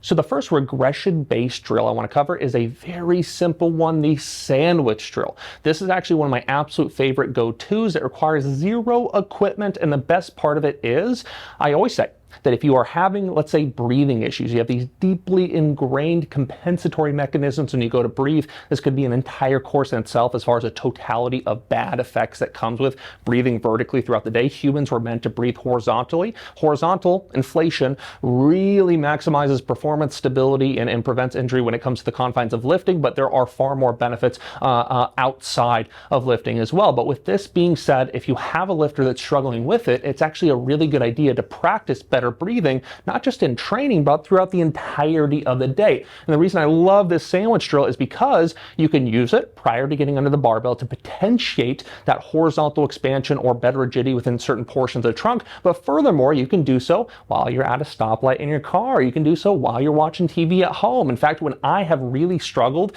with my breathing mechanics, I have done the sandwich drill along with like seated oblique firing and things like that, probably a dozen times a day. It's such a low barrier to entry drill that can do wonders. If you constantly remind your body what it's like to breathe optimally, it can make some really, really big improvements quickly. And then all of a sudden you get to a point where that's your new default and you no longer have issues while training. But one other note to add there is I still have to go through phases of training, phases of my life where I have to revert back to drills like this, because keep in mind, breathing improvements, bracing improvements is not like riding a bike, right? You don't learn how to breathe really well and then you're set for life.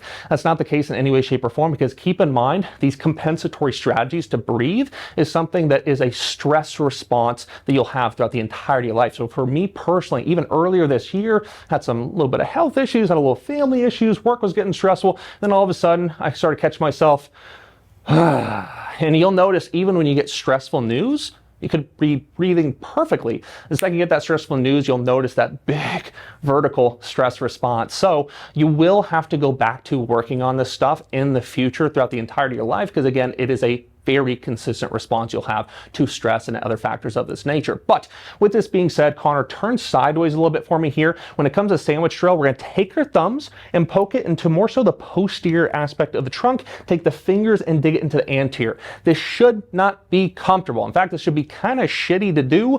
With that being said though, what Connor's going to do is he's going to go ahead and relax completely, close his eyes, and slowly breathe into simultaneously both his thumbs and his fingers. Very, very slow. 4 to 5 second inhale, 1 to 2 second hold, 4 to 5 second exhale, 1 to 2 second hold, and repeat. And typically what I like the lifters to do is a set of this will be 5 repetitions of this, and then separately, without breathing, he's just going to focus on firing, using those trunk stabilizers to create that co-contraction, just bracing. He's going to do that another 5 times. Each time he does so, he's going to hold it for a few seconds. And then lastly, he's going to go through 3 repetitions of the totality of what he needs to create, like he's about to go through the eccentric of a 1-rep squat. So if he was about to go through the eccentric, he's going to brace, breathe into that brace, and brace once more, the entire time feeling that tactile stimulus to make sure he's creating that outer sheath that we're looking for. The sandwich drill, it's fantastic. I love using it prior to training as a potentiation drill, but furthermore, I love doing it in between working sets, in between warm-up sets, and it's even a drill that can have an amazing effect doing throughout the entirety of the day. Our favorite regression for breathing and bracing issues is actually going to be dead bugs. We are the company that talks about dead bugs nonstop, but it's for a very good reason, because for a lot of lifters out there, they don't know what it is to have a stacked rib cage over pelvis position, and to do a dead bug correctly or optimally, you're forced into that exact position. So then your body learns what it means to, what it feels like to be in that position, to breathe and brace from that position, but to stabilize that position. Then from there, we can start to challenge it more and more and more. And there's a high amount of specificity and carryover to squat, deadlift, and things of that nature. And we're going to show you today, starting off with a very regressed version, pretending we have a lifter that doesn't even know what this position is. The lifters that often are stuck in like hyperkyphosis or stuck in that like extended like position. A lot of people like that really need to start here. So we're going to start in the most regressed version and then progress to harder ones that increase the demand of IEP, increase the difficulty to maintain position in the dead bug. And this is going to be a really good way to potentiate our breathing, bracing, and overall trunk stability prior to getting under the barbell. But furthermore, more loaded versions is a great way to actually create strength adaptations, but we should save those towards the end of training. Potentiation work and warm up is meant to do just that, potentiate, not so much tire them out, because that can actually do the exact opposite. But let's go ahead and actually get into it. Starting off the most regressed version, feet supported dead bug. Let's get into it, Connor. All right, so typically what we would have Connor do is do this where his feet are supported by a bench. We don't have a bench today, so my arm is gonna be the bench. Connor's gonna get into a perfect dead bug position, and then we're gonna have his feet actually support him. Now from here, he is forced into a perfect stacked rib cage over pelvis position. So from here, he can practice his breathing, his bracing, while being forced into a position that's absolutely ideal for it. So from here, you can also give a little bit of a tactile stimulus. He can just relax here statically and give him a tactile stimulus to slowly breathe into. Beautiful, encouraging him to relax. We can also have him just stabilize by bracing. We can do this a few different ways. Again, doing this from a position we should be in, always learning what that is. Now from here, we can actually increase the stabilization demands by taking the support out of the equation. He's still just going to hold this statically. We're not going to add any movement yet, but instead we just increase the demand slightly to maintain this position. And from here, we can continue to slowly breathe, brace, and maintain this position as we actually do so. Now, once we've mastered this, we can add a little bit more difficulty by adding movement, but the caveat is we're not going to jump right into the contralateral or ipsilateral versions of movement. Instead, we just move one limb at a time. Let's start with the arm. Any arm you want, slowly move it. Keep in mind to move our extremities, especially as they get further and further towards our base, we increase intra-abdominal pressure demands as we do so. So you can simply move arms, simply move a leg, and that's all we need to do to start to increase the demands put on the body to maintain spine neutrality, a great way to potentiate things that won't tire that musculature out too much. Now, we can also get into contralateral versions, which I absolutely love. But here's the problem. Oftentimes, people will go through extension or positional deviations that are so small, it's impossible to see with the naked eye, and the lifter themselves never notice that they're going through this, especially when you have a lifter that has a deeply ingrained bias. And sorry, you can relax actually. I'm making him hold this through this entire conversation. Especially when a lifter has a heavy bias towards anterior pelvic tilt. That's what they're used to. So the second they get in this dead bug position, they're used to being there, stabilizing from there. So they end up getting in that position without even knowing it. And even if you have a camera angle like this, sometimes it's so minimal, you can't see it. Even a coach can't see it sometimes. So to keep them honest, which I actually don't love that term, it's less of an honesty issue, more of a knowledge issue or noticing you're going through this faults issue. To keep them there though, let's go ahead and use this guy right here. This is a golden piece of equipment that costs practically nothing. Everybody should have. But what Connor's gonna do, he's gonna do a sit-up real quick. And the first thing he's gonna do is he's gonna grab this strap on each end, put it behind his back, and then position it under his last rib. So take some time to do that for me, Connor. I'll have you hold there for a second. We should always start like this. A lot of people, for reasons I don't quite understand in all honesty, will actually like throw the band down and then lay back. Actually, sit up for me one more time. We'll stay there for just a second. A lot of people throw the band down and then try to lay back and then try to adjust it as it's there. Don't like that at all. So instead, to find the perfect position, because his position's rather important here, he's just going to slide it back and forth, find that last rib, go just under it, and then once he has that position, he's going to slowly lay back. Always start out that way. Very important. Now from here, what he can do is he's going to give this just a little bit of tension to start. We can actually increase it as we go here, but a little tension to start. And then as he goes through his extension, as he goes through actual movement, it's going to force him to maintain neutrality, because here's the deal. If he goes into the slightest semblance of anterior pelvic tilt, that strap moves out from under him immediately. So through every single one of these variations, whether you're moving an arm, holding it statically, going through contralateral movement, which let's go and show an example of. This is where we get a little bit harder contralateral extension here, beautiful. As we go through all these variations, this right here is crucial for somebody that doesn't know how to get into and maintain this position while going through stabilization demands of our actual lifts. Now you can go ahead and relax from here, Connor. Just one more thing to say, we can add some load as well.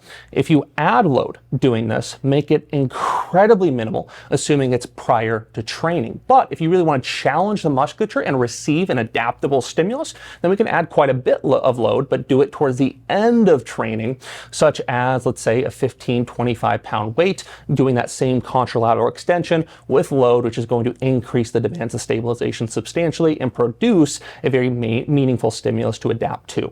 As I covered in the lecture portion, it is crucial for a lifter to be able to create a 360 sheath of both inflation and rigidity. But a very common issue is the lifter will lack the motor control to produce that eccentric activation within very specific facets of their trunk. Keep in mind, we're trying to create that guy wire system. So if you look at a guy wire system, it doesn't just happen in the front, not just on the sides, but in a 360 sheath, and we are trying to create the same thing for us internally. But if we miss, let's say, the posterior portion of our trunk, which is incredibly common, then all of a sudden we don't have the same stability, and a slew of downstream faults can happen because of it. I would argue that the most common 3 examples of this is, number 1, at the top, just fundamentally lacking the posterior portion of the trunk.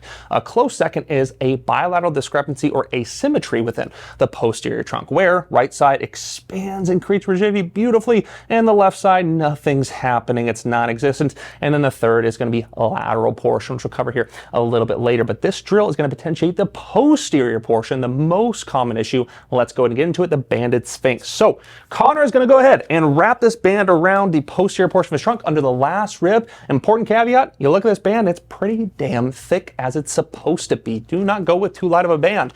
Now, I'm going to actually have you turn a little bit, Connor, this way. Beautiful. That way you can see the band flex out a little bit. Now from here, he's going to actively press his hand on the floor, kind of get nice and tall, neutral spine position.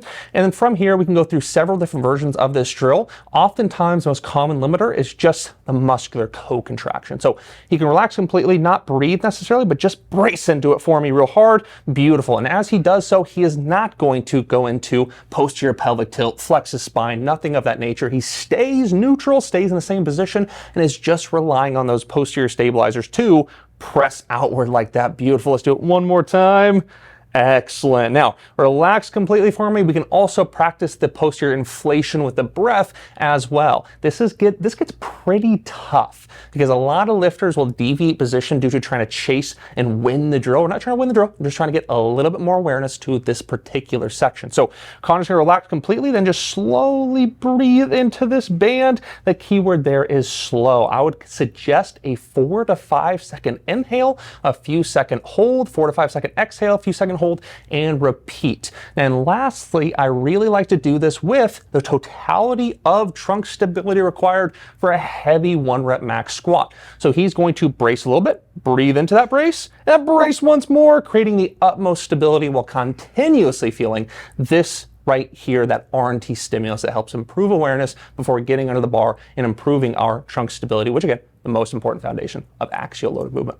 I would argue this is actually the most important facet of maybe the entire presentation, is the testing part of trunk stability. You never truly understand the severity or what kind of issue you have within trunk stabilization until you actually test it. But there's some really important caveats to testing it. What I typically have lifters do is I have them sit down, be nice and upright, and then from there I'm going to palpate and assess their ability to inflate, to brace, and have them just go through their normal default mechanics to do so. Now for today, we're gonna do it standing. Standing or sitting, not really the biggest difference in the world. Ideally it'd be sitting, but you'll still get the point of what I'm gonna show. So pretend Connor, I'm gonna go ahead and put him through some testing. What I'll have him do is I'll stand nice and upright. I'm gonna have him actually turn a little bit to like a 45-degree angle so you guys can see the most important portions of this. Then what I'll have him do is I'll have him breathe normally, right? We're not even gonna brace. I just want him to breathe within his 100% normal strategy to do so, or mechanics to do so. And as he's doing so, I'm gonna watch very carefully. Again, typically he'd be seated, but I'm looking at expansion back here. I'm looking at lateral expansion. I'm looking at what's happening in the front. The first portion of this is simply assessing with zero feedback, zero cues, zero anything. Then once he does this several times, I'm gonna actually start to feel things. The biggest caveat to this is that when I go to palpate, I am not trying to create a stimulus to change it. This is an assessment. So a common mistake people make in this is they'll try to feel that posterior portion, see how they're inflating back there, then they'll do this. They'll dig in deep. When you dig in deep, what happens? Provide a tactile cue, they change their strategies, you don't see or don't have a proper assessment. So when he's doing this, I'll actually use my fingertips, these fingertips here, because they have the best ability to assess, or the best proprioceptive ability to assess. So I use my fingers throughout the entirety of the posterior portion here, like this on one side, like this on the other side. Barely touch, ideally under the shirt or without a shirt, but over the shirt will work. And then from here, I have him continue to breathe, and I can just barely feel what's going on back here. If he has a bilateral imbalance, I will feel it. If he's not inflating fully back here, I'll feel it. If he has no activity back here, again, I will feel it. And what I'll typically do is I'll start with the most medial portion right next to the spine, have him do a few reps, go a little further out. A few reps, a little further out. Few reps, a little further out. I'll go all the way throughout the trunk, taking notes as I do so. And just like that, I have provided a proper assessment to his ability to inflate and create intra-abdominal pressure, his breathing strategies. As I'm taking notes specifically of the shortcomings within his strategies. Then I can do the same thing with his brace. So with his brace, I can just have him brace and just feel what's going on back here. So I'll typically do the breath with those touch points, the brace with the same touch points, then lastly have him go through his brace, breath, brace, like he's about to go through the eccentric of a squat with those same touch points. But throughout the entirety of it, I am not providing him a stimulus to change, barely fingertips. And once I have done my full assessment, I see all of his shortcomings, then all of a sudden I can create strategies to specifically address what's going on with him, because unfortunately you will never be able to see that with the naked eye. The actual assessment like this is absolutely needed to get the best idea possible, as long as we do not change his mechanics by poking in too deeply. Keep in mind, big difference between assessment and providing tactile cue to spark change. And the next category of fault is going to be hinging issues. This is very common and very misunderstood. Understand that when a lifter goes to hinge in a squat and a deadlift, what we should see is perfect spine neutrality as they do so, but furthermore, a backwards articulation of their hips as they go to hinge, while again, maintaining that lumbopelvic stability and position. So we're gonna show two faults in particular without the barbell, just turn sideways. So the first one we're gonna show, I call this bending over instead of hinging over. Connor, show bending over exactly. Stand up straight, do it one more time for me. What you'll notice is hips aren't articulating back, instead his upper body is simply folding forward. When a lifter does that during the squat, they always shift to their toes. There's a slew of faults that can come from this. Typically lots of back pain and issues like that tend to come too. But most common of which, indicator-wise, his weight shifts to toes, oftentimes so severe that heels literally lift up off the floor. So bending over versus hinging over, one of the most common ones. Just for fun, Connor, show the proper one. Show what we're looking for here. Hips articulating back. Just like that, very big difference between the two. When he hinges, it's just far better mechanics, far more advantageous position to handle load. But furthermore, the load stays centrated in the middle of his body. So that's the first. The second most common hinging fault, and I would actually argue this is likely the most common, is anterior pelvic tilt. Now, here's the important note here. When it comes to anterior pelvic tilt, most of the time, when somebody has it, it stems from breathing and bracing limitations. Because they don't stabilize their trunk fully, that's why we have a loss in position as they go to squat. But sometimes I'll see lifters with perfect mechanics, perfect stability, and they still go through anterior pelvic tilt. Let's go ahead and show it, Connor. Beautiful. So typically it happens right at the start of the eccentric. Typically, there's a few different places it can happen, but you'll always see this where oftentimes the upper body just refuses to fall forward, but then hips kick back and we see that lumbar extension, anterior pelvic tilt, very, very common. Now there's a few different root causes of why this happens. In my personal opinion, the most common stems from really shitty high school weights coaches. Honestly, that really is the most common thing it stems from. The chest up, head up, look up cues. They say there's no bad cues. It's a good sentiment, but at the same time, there certainly is. And I would argue those very much are not the greatest cues, especially for, say, a low bar back squat. But when a lifter focuses on chest up or staying upright, well, guess what? There has to be a hinge. And if we try to hinge while keeping our upper body straight up, we force ourselves into anterior pelvic tilt. Now, anterior pelvic tilt, slew of issues that comes with it. To name a few, we change the length-tension relationships of our primary movers. For example, hamstrings lengthened, quads shortened, all the anterior musculature within the hip aggressively shortened. So commonly what people have when they do this is a severe lumbar pump. They'll also have a lot of TFL and just anterior hip pain. They also tend to have a lot of chronic soreness within the hamstrings, things like that. They often pull their hamstrings very consistently. They also tend to have a lot of downstream motor control issues. Oftentimes when people start with anterior pelvic tilt, coming out of the hole, they have massive knee cave. And then people tend to assess on putting a band around the knees and trying to address the knees when the stem root cause of the issue was actually this up here, actually this up here. So with this being said, and that's length-tension relationships, just a part of it. We are also passively lengthening our abdominals. We're also putting ourselves into lumbar extensions. There's a slew of reasons why it's a very detrimental fault. And again, one of the most common root causes is that obsession with staying upright, that obsession with going chest up, but also sometimes people just don't know how to articulate their hips back very effectively.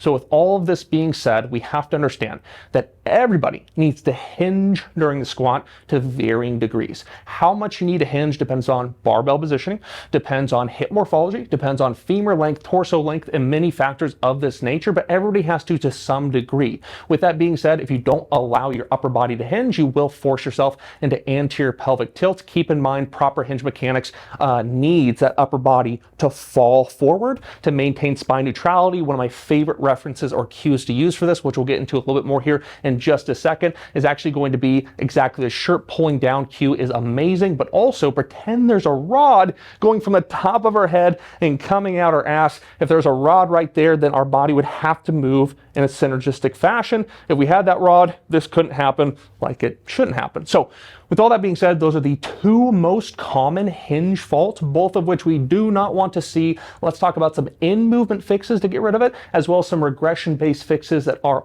very profound in getting rid of it in a very efficient manner. Let's go ahead and talk about in-movement fixes. There's a few drills we can do for this. Most of the drill-based fixes have to be regressions usually, but there is one drill in particular I absolutely love for this. Most of the in-movement fixes, though, are based upon cues, some really fantastic cues. So for starters, let's go over a few different cues we really like. A few of which I already mentioned. One of my favorites, in fact, I would say my favorite that I kind of made up one day, had really cool effects for myself and all my clients, and I've used very consistently ever since. When you hinge, again, most of it stems from an inability to allow your upper body to fall forward. So when you tell a lifter, first off, we need it to fall forward, that alone can have a really profound effect. But furthermore, when they are hinging, I usually tell them to act like someone's pulling their shirt forward. Pull your shirt forward. at a perfectly synchronized rate with your hips articulating back. So it should look like this here. That's one of my favorite cues to actually do this. So that is a great cue for when upper body falling forward is a limitation. When hips articulating back is a limitation, a really good cue is act like you're trying to reach your hamstrings and or glutes to the wall behind you. So if I'm squatting this way and I focus on my hamstring glutes reaching to the wall behind me, bending over turns into hinging over, trying to push those structures to the wall behind me. Really good cue for that. And then the last big cue or strategy I like to use in the movement itself is simply going slower. When somebody has deeply ingrained patterns to go into anterior pelvic tilt or bend over, the best benefit you can have is simply to go slower. Their body becomes more aware of where their center of mass is and how they can hinge more proficiently. Connor, any more cues you like to use personally? Yeah, easily. One of my favorite cues that I like to use is shut the fridge door with your butt. So imagine that you got breakfast in your hands, you're gonna shut the refrigerator door with your butt, you're good to go. And that's another really good one. Keep in mind, cues are individual to a person, so sometimes one will connect really well with them, sometimes others don't. That's a really good one for many people. Other people might resonate a little bit more with hamstrings or glutes, just depends upon the person, which is why cueing is often a little bit of trial and error. Now, with that being said, my favorite in-movement fix as far as a drill goes is the banded hinge.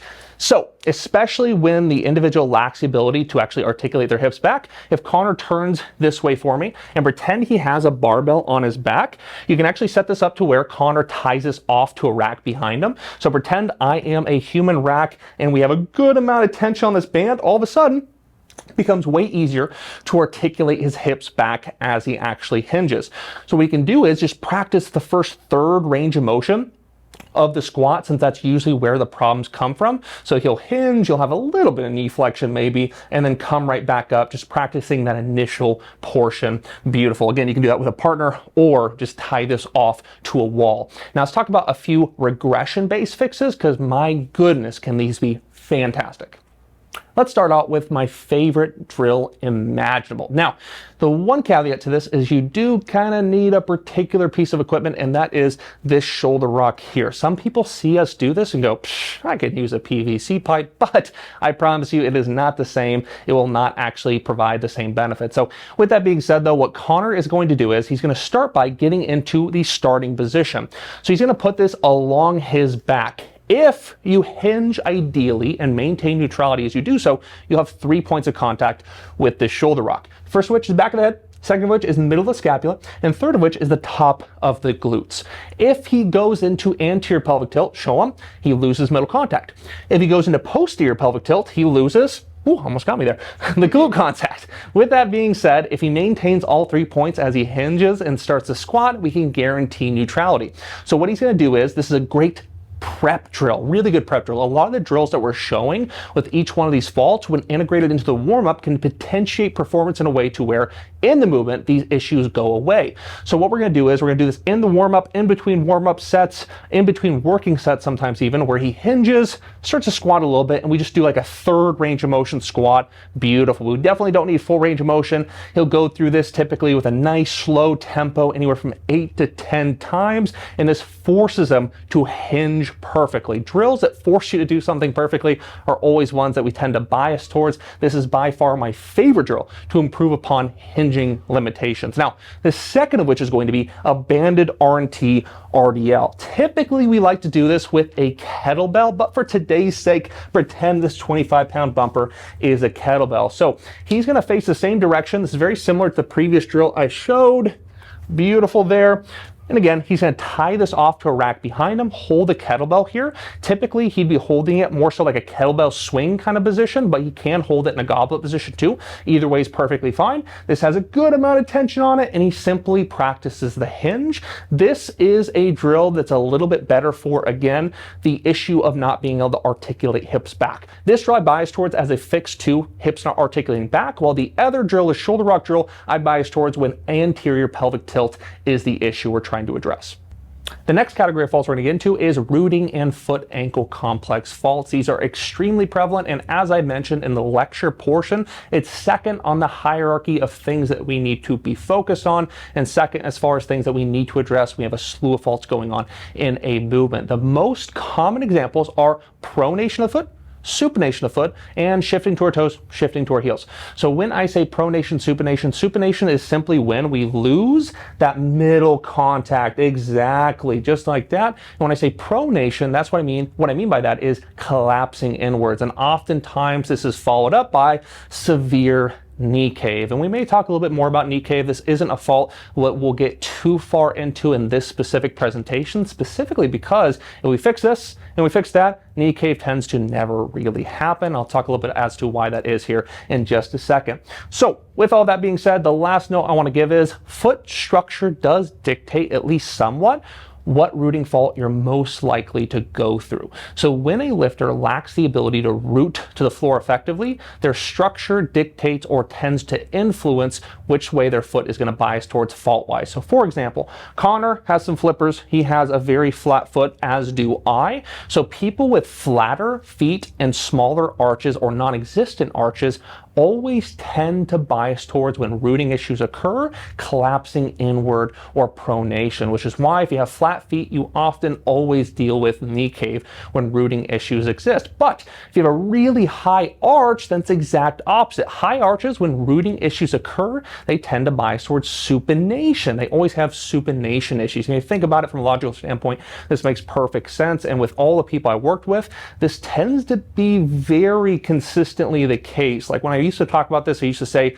you know, for the most part this is the case. Now I've kind of gotten to the point where like almost 100% of the time when someone has a rooting issue, structure dictates what exactly that is. But let's go ahead and show what we're talking about in the actual movement. So Connor, do me a terrible favor and unrack the bar and walk it out wrong. He's going to walk it out forward just to show foot very clearly. Beautiful. So once he sets his stance, we'll show pronation, supination first. So Connor, first show the fault you're most likely to run into: pronation, collapsing in. Beautifully terrible. So stop right here for a second, Connor. Understand that we have three main points of contact within the foot, or our tripod foot. We need to not only maintain floor contact with, but evenly distribute the load across. Those points are base of the heel, base of the big toe, and base of the pinky toe. When somebody goes through pronation, they lose either weight distribution or contact, if it gets severe enough, with the base of the pinky toe. So show me one more example, Connor, and what you'll notice if you look carefully, the base of the pinky toe comes up, which we really do not want to see, and then upstream a slew of faults tend to happen, such as knee cave. Now on the opposite end of the spectrum, especially for people that have higher arches, supination. Let's go ahead and show that next. Beautiful. And what you'll notice is what's leaving the floor, what's losing contact. It is the base of the big toe. That part of the tripod is being sacrificed when this happens. Now, the last two examples I want to give here is shifting to toes, shifting to heels. Shifting to toes is definitely far more prevalent, especially if you're an individual that suffers from collapsing inwards or pronation. Show shifting to the toes. Beautifully terrible. Now again, sometimes this happens just to a very small degree that's impossible to see with the naked eye, where just the load is primarily distributed through the front of the foot, while other times the heels literally come off the floor, which is getting so severe, I get really concerned as a coach, and it's definitely going to diminish your ability to actually produce force upstream. Keep in mind, with each one of these faults, when we lose even weight distribution, or worse yet, we lose contact with those 3 points, what's always going to happen is we're going to lose upstream stability, and our body's going to down-regulate its ability to produce force. As I mentioned in the lecture section, our brain has this amazing anti-injury mechanism where it senses an instability or a loss in contact / connection with the floor, it refuses to produce as much force, which is why this is very, very important. So when these happen, upstream loss in stability, upstream loss in force production, which is why it is a major thing we need to look towards fixing. Connor, you can go ahead and re-rack that bad boy there. Let's talk about in-movement fixes. So I would say the biggest driver of issues like this is actually because in somebody's cadence of cues they go through prior to squatting, they don't include anything for rooting. This is actually very, very common. So as I covered in the lecture section, I really like the cadence of splay and then short foot. And when we do the short foot cue, it is very important that we don't actually crunch our toes and decrease surface area contact. Instead, we are just suction cupping to the floor. But as far as in-movement fixes goes, that is by far the most robust benefit you can get, is simply adding to your cadence that part of it. So for example, a squat cadence for me is, first off, get tall. Second off, breathe into my already established brace. Brace once more. attack the head, engage my lats, splay my feet, suction cup the floor, and then hinge and squat. That's kind of a cadence that I go through each and every time to create consistency, while most people do not include the rooting part. So that is by far the most profound benefit. Now, the next in movement fix cue that we can suggest is stacking the ankles. And there's a specific drill we can utilize to potentiate this better, but especially if you have the consistent issue of collapsing inwards, oftentimes it's less of a rooting issue and more of an ankle complex issue. So for example, what a lot of people do, Connor, if you can show this, what a lot of people do is as they start the eccentric of their squat, watch my knees. They kind of go straight forward. They don't stack over the top of the foot and ankle. Instead, they go straight forward, and immediately we have a loss in position right when we start the eccentric. But if Connor stands up tall and instead focuses on stacking the ankles as he goes to the eccentric, then all of a sudden the ankle is directly over the top of the foot, and we have far better distribution of load, weight, and position over the top of the foot. So that's a really, really good cue. But as far as in movement fix drills, absolute favorite of mine is going to be the floss band. The floss band is very profound. So we use the floss band in the exact method required to fix the issue at hand. If Connor is biasing towards pronation, what point of contact is he losing? He's losing the base of the pinky toe. If he's biasing towards supination, what point of contact is he losing? The base of the big toe. And that's exactly where we're going to put this floss band. It's an excellent correction method that oftentimes fixes the problem in the movement itself like that. It's amazing. So let's pretend the reality of Connor's situation is what we're going to address first, which is pronation. So if he biases towards pronation, specifically because of his structure kind of exacerbating that likelihood, what I want you to do, Connor, is get into your normal squat stance for me. And what we're actually going to do, since he's biasing towards pronation, he's losing the base of the pinky toe. So I'm actually going to put the corner of this floss band right under his pinky toe. And then I'm going to go ahead and give this a little bit of pressure, a little bit of tension. From here, he's going to squat, and he has to maintain contact. He has to distribute his weight over the base of that pinky toe. Now, usually when you have someone do this, they bias towards their normal squat mechanics and it snaps. Right? There we go. So exactly. So if he goes through his normal mechanics and loses that contact, it immediately snaps. Then he tries it again and he tends to correct it relatively quickly where he doesn't lose that contact anymore. This is by far my favorite drill to actually address this. We can do this in our warm-ups with a goblet squat. We can do this in our warm-ups with the actual barbell. We can even do this in our working sets. Now next, if he's biasing towards the supination, I'm going to have him get into a squat stance and we're going to do the same thing, but bias the loss of contact, or bias the band where he's losing contact was the base of the big toe. So I'm doing the same thing. And he has to correct to maintain contact. If he evenly distributes weight, it should look like this. Band will not snap. If, however, he goes into supination midway through a squat, it will snap. If he's shifting to his toes, where are we going to put it? The heel. If he's shifting to his heels, where are we going to put it? The toe. So there's many different ways we can work out utilizing this drill, specifically addressing the shortcoming that he's actually having. Now, the last in-movement drill I want to talk about is going to specifically address the collapsing inward. I would say that's by far the most common example. Most common example of rooting issues people have is pronation, knee cave, collapsing inward. So if that's the case, what I'm going to do is, it's a little hard to set up in the movement itself, but Connor's going to throw this around his ankles. He doubles up the band, X's it, and just throws around his ankles only, right? So when he does this, he's going to put it at the absolute base of his ankle. The lower, the better, beautiful. And then from here, he now has a stimulus to stack his ankle against. So from here, Connor, don't even squat, just stack it a few times. Exactly. So he can actually practice stacking it against that band to start his squat. And then once he gets comfortable with that cue or that motion, now he can actually integrate it into a full-on squat pattern. Beautiful. Constantly having that stimulus to drive out against to center his weight, center the load over the top of the foot. We can do this with a barbell on the back, a fantastic in-movement fix. Now, let's go ahead and move on to talking about regression-based fixes. A few of these drills are amazing. We absolutely love them, starting off with the band X rooting drill. All right, so there's 2 to 3 drills we love to use as regressions, oftentimes incorporating them into our warm-up to potentiate the awareness of our rooting and the practice of our rooting. My absolute favorite is going to be the Band X rooting drill, but there's one important caveat. It is very hard to set up. I mean, not really. Actually, it's actually very easy, but it's kind of confusing. So watch this very carefully. We're going to do it 2 times prior to actually putting it on. So Connor, show them for me. Beautiful. And that's all it is, to start at least. That's all it is. Do it one more time. I know this seems borderline condescending to show it twice, but we get to put on seminars all around the world, and every single time we do this, the second we break out into active drills, people immediately forget. So we want to show it twice.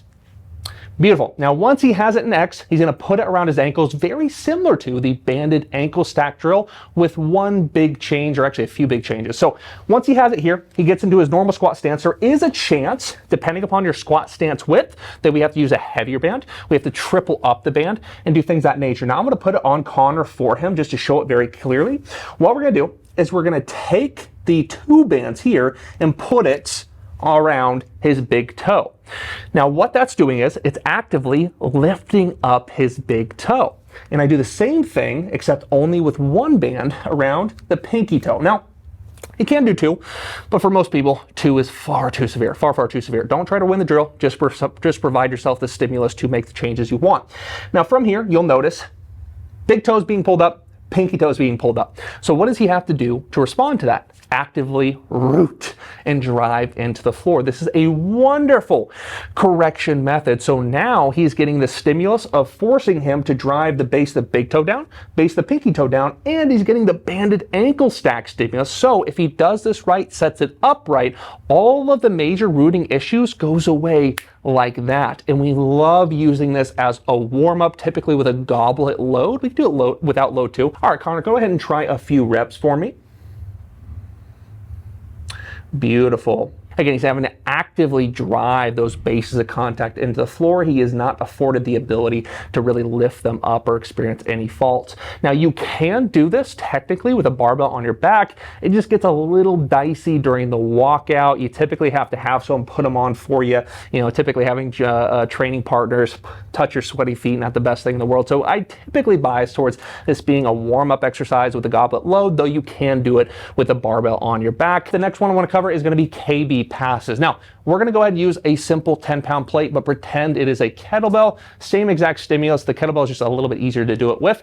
But what Connor's going to do is he is going to first grab this load. I want him to turn sideways to the camera. Now, to set this up, it's very similar to a hip airplane if you've ever seen it. He's going to slowly hinge and center his weight over the downed foot. You'll notice his toe is still touching the floor. For the vast majority of people, having that toe like a ½ inch off the floor is ideal. That way it can quickly go to the floor if balance is lost. Now from here, he's going to go ahead and transfer that load right side, left side, right side, left side. And what this does is it kind of wakes up, I guess you could say, or potentiates the performance of those smaller intrinsic muscles within the foot. The foot is having to react and actually grasp the floor very, very hard when he does this. So you can do this in a few different ways. It's similar to the dead bug. We could use it with a smaller or lighter intensity prior to squatting to really, really help those musculature actually get better at rooting prior to squatting, or you can do it at the end of a training session with a higher intensity, more load to get a more robust training stimulus for that intrinsic musculature within the foot. He's going to keep on going back and forth. Typically we do, let's say, anywhere from 6 to 10 passes per side while maintaining this position. And the last regression-based drill is actually the same thing we showed in movement. The floss band to specific parts of the foot is actually fantastic as a warm-up exercise too. Often you can actually do that yourself. So let's actually go ahead and show that real quick. So Connor, grab that 10-pound plate for me. And what Connor can do is he can actually take this guy here, and let's say he's biasing towards that supination. He's going to put it base of big toe, and then he can do actually same thing on the other side if he wanted to. Beautiful. Same thing on the other side. Excellent. So he can actually receive that stimulus on both sides, get it around his arms, almost in a Zercher position. And then as he's holding the load, he's going to squat while lifting the load up just a little bit. And now he's receiving a very similar stimulus to what we showed in movement, but this can be more of a warm-up based version of that exact drill. If he's biasing towards supination, big toe, biasing towards pronation, pinky toe, and we can actually do both sides at the same time without a partner. That about covers it for rooting faults. The last thing I want to cover here is going to be case study-like examples of when a lifter has multiple different faults, what do we address first? Well, let's go and get into it. So Connor's going to go ahead and get under the barbell. He's going to walk out the wrong way, for example's sake. Just bear with us here. And then from there, he's going to show a very common squat example. Beautiful.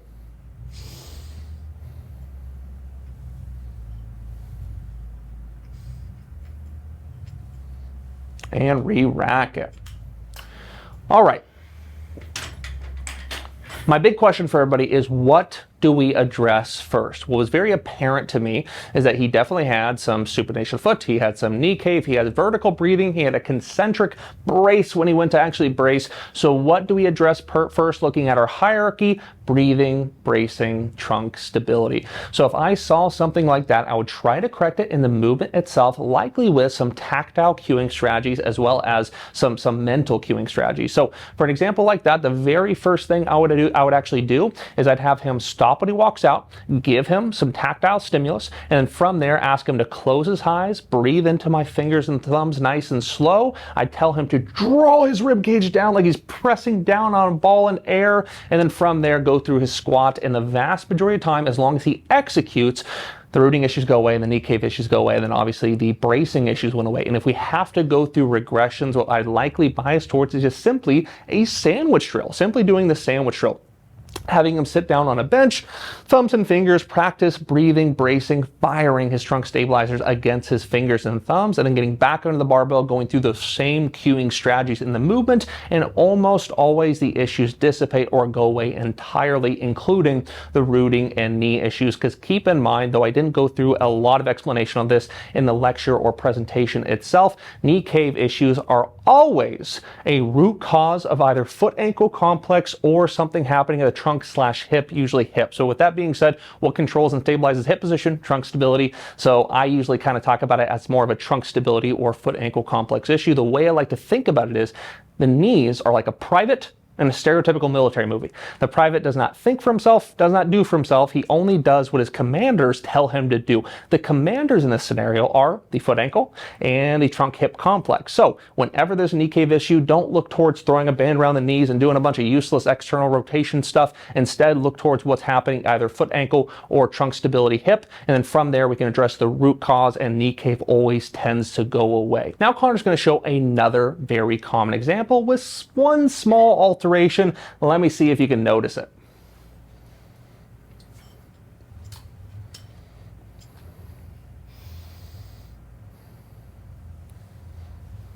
Beautiful racket for me. All right, so what you'll notice is that was an exact replica of the previous example with one small delineation. If you couldn't tell already, it was unrack mechanics were not so favorable. During the unrack, he entered kind of that kyphosis kind of posture. His elbows kicked out, his head position came forward. There's a little bit of thoracic spine flexion. So in an example like that, normally we'd go through that hierarchy, start with breathing, bracing, spine mechanics, but that was an example where we break the rules. Every rule set that we give out, every principle we talk about, there's oftentimes caveats and exceptions to that, and that's a very good and common example. The second he got into this position on the unrack, dead upon arrival.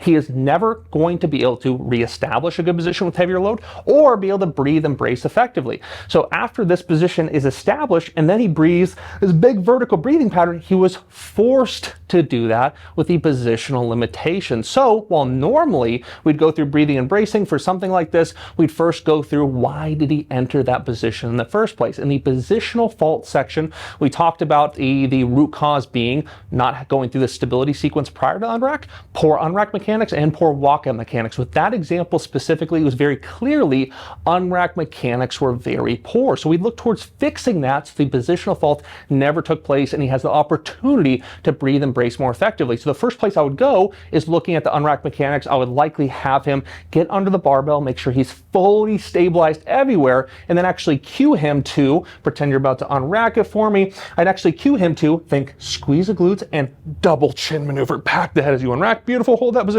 Slowly walk out. And that's usually the only change we need to make. And by the way, double chin maneuver, one of my favorite cues. Again, a lot of people have positional faults that often stem from them not knowing what the hell to do with their head. If you think about the double chin maneuver, try to create as many chins as possible. It creates a fantastic position, and it's a cue that everybody can relate to. I tell the lifter, get as ugly as possible, create as many chins as possible. Lifting is not a place to look pretty. Lifting is a place to lift heavy shit and do so safely. So create a double chin as you unrack, and they end up getting in a nice tall posture, not to mention actually helps the efficiency of the unrack itself. People unrack while wasting less energy and do so typically far more quickly. All right, Connor, let's go ahead and get into the last example. This is another very common one. Let's see if you can point it out.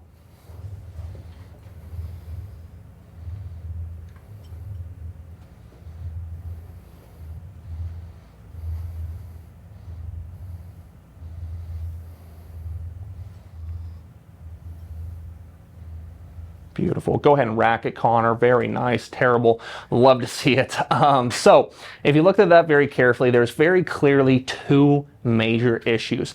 Anterior pelvic tilt for one, and another one is going to be severe knee cave and a little bit of pronation of the foot itself. So why did this happen? Oftentimes, when someone goes through anterior pelvic tilt, we got to look to what controls pelvic position, which is trunk stability. But when it comes to Connor in that example he just gave, his trunk stability looked really good. And if I were to palpate, I'm sure I'd feel a really nice outer sheath. It was more of a hinging issue because he did not have very good hinge mechanics, because he did not allow his upper body to fall forward. He was forced into anterior pelvic tilt. Once anterior pelvic tilt happens, he loses control of downstream structures. Knee cave is more likely to happen. Rooting issues are more likely to happen. So it's a downward cascade of detrimental effects from there, all starting with anterior pelvic tilt that was caused by poor hinging, specifically caused by obsessing with keeping the chest up or staying vertical with the upper body. So with an example like that, I'm going to tell Connor, I'm going to give him some cues in the movement to get him to hinge more effectively. With an example like that, the biggest of which I love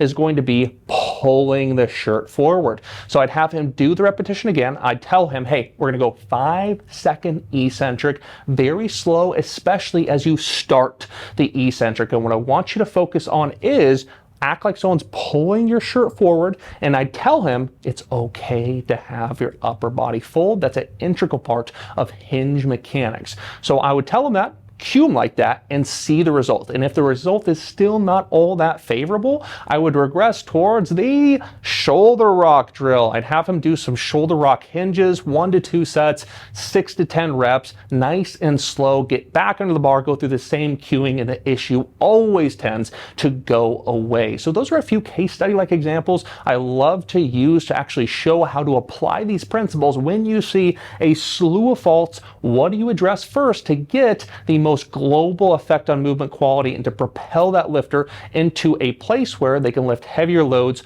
more safely, which again is one of the most important foundations of being a coach. To recap here, as strength coaches, trainers, or clinicians, it's our job to create as much resiliency for the athlete as possible. But here's the unfortunate truth we have to come to terms with. We can just as easily, in fact, I'd go as far as to say more easily, create further fragility as we can resiliency. With that being said, the number one factor that decides which route we're going to have the athlete or individual go through is our ability to optimally make movement pattern improvements or interventions. Within this guided solution, I provided you kind of a framework, a hierarchy in how you should address movement pattern interventions to start with the changes that are going to have the most global effect. We also touched on a series of different drills that do a fantastic job on making those improvements in the movement itself, because the fact of the matter is, oftentimes, doesn't matter what population you're working with, with,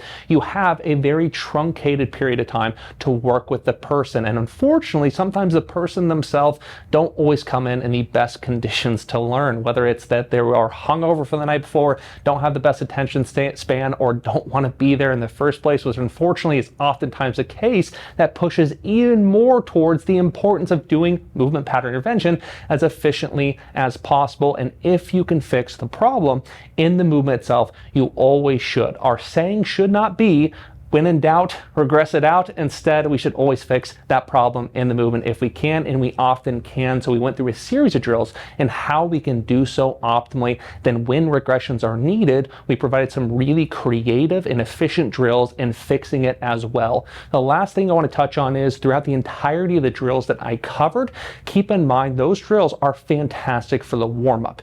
When it comes to warm-up principles, I'm a big believer in the fact that the warm-up, there is no ideal warm-up for every single lifter. That's kind of like asking the question of what the best nutrition strategy is for humans. There is none. It's an inherently flawed question. So when it comes to the warm-up, it should be adapted to what the lifter is struggling with in the movement itself and his body's preparedness on the day. So for me personally, when I have a lifter in front of me that's having trunk stability issues, rooting issues, I'm not only going to put him through a warm-up that just gets blood flow in the muscle. I'm not just going to put him through a warm-up that makes sense generally for the first movement he's doing, but instead I'm going to structure that warm-up in a way to where I potentiate performance within the exact movement limitations he's having. So what I'm going to utilize is the band X rooting drill. I'm going to do some dead bug progressions. I'm going to do a little bit of banded sphinx to get specifically that posterior portion activated and firing better. I'm going to structure his warm-up specifically to help with him lifting as efficiently as possible. And oftentimes when we see movement inefficiencies that need to be improved, we can address that in the future with a very concise warm-up plan that we provide them. And lastly, if you have any questions whatsoever, feel free to leave a comment under this video or reach out to us in our social channels. Also, if you have any further requests on future content creation, let me know. My name is Brandon Morgan. I'm Director of Education at Kabuki, and we want to model our future content creation based upon what you want specifically. So feel free, if you have any content suggestions whatsoever or things you want to see particularly, let us know and we'd love to create it.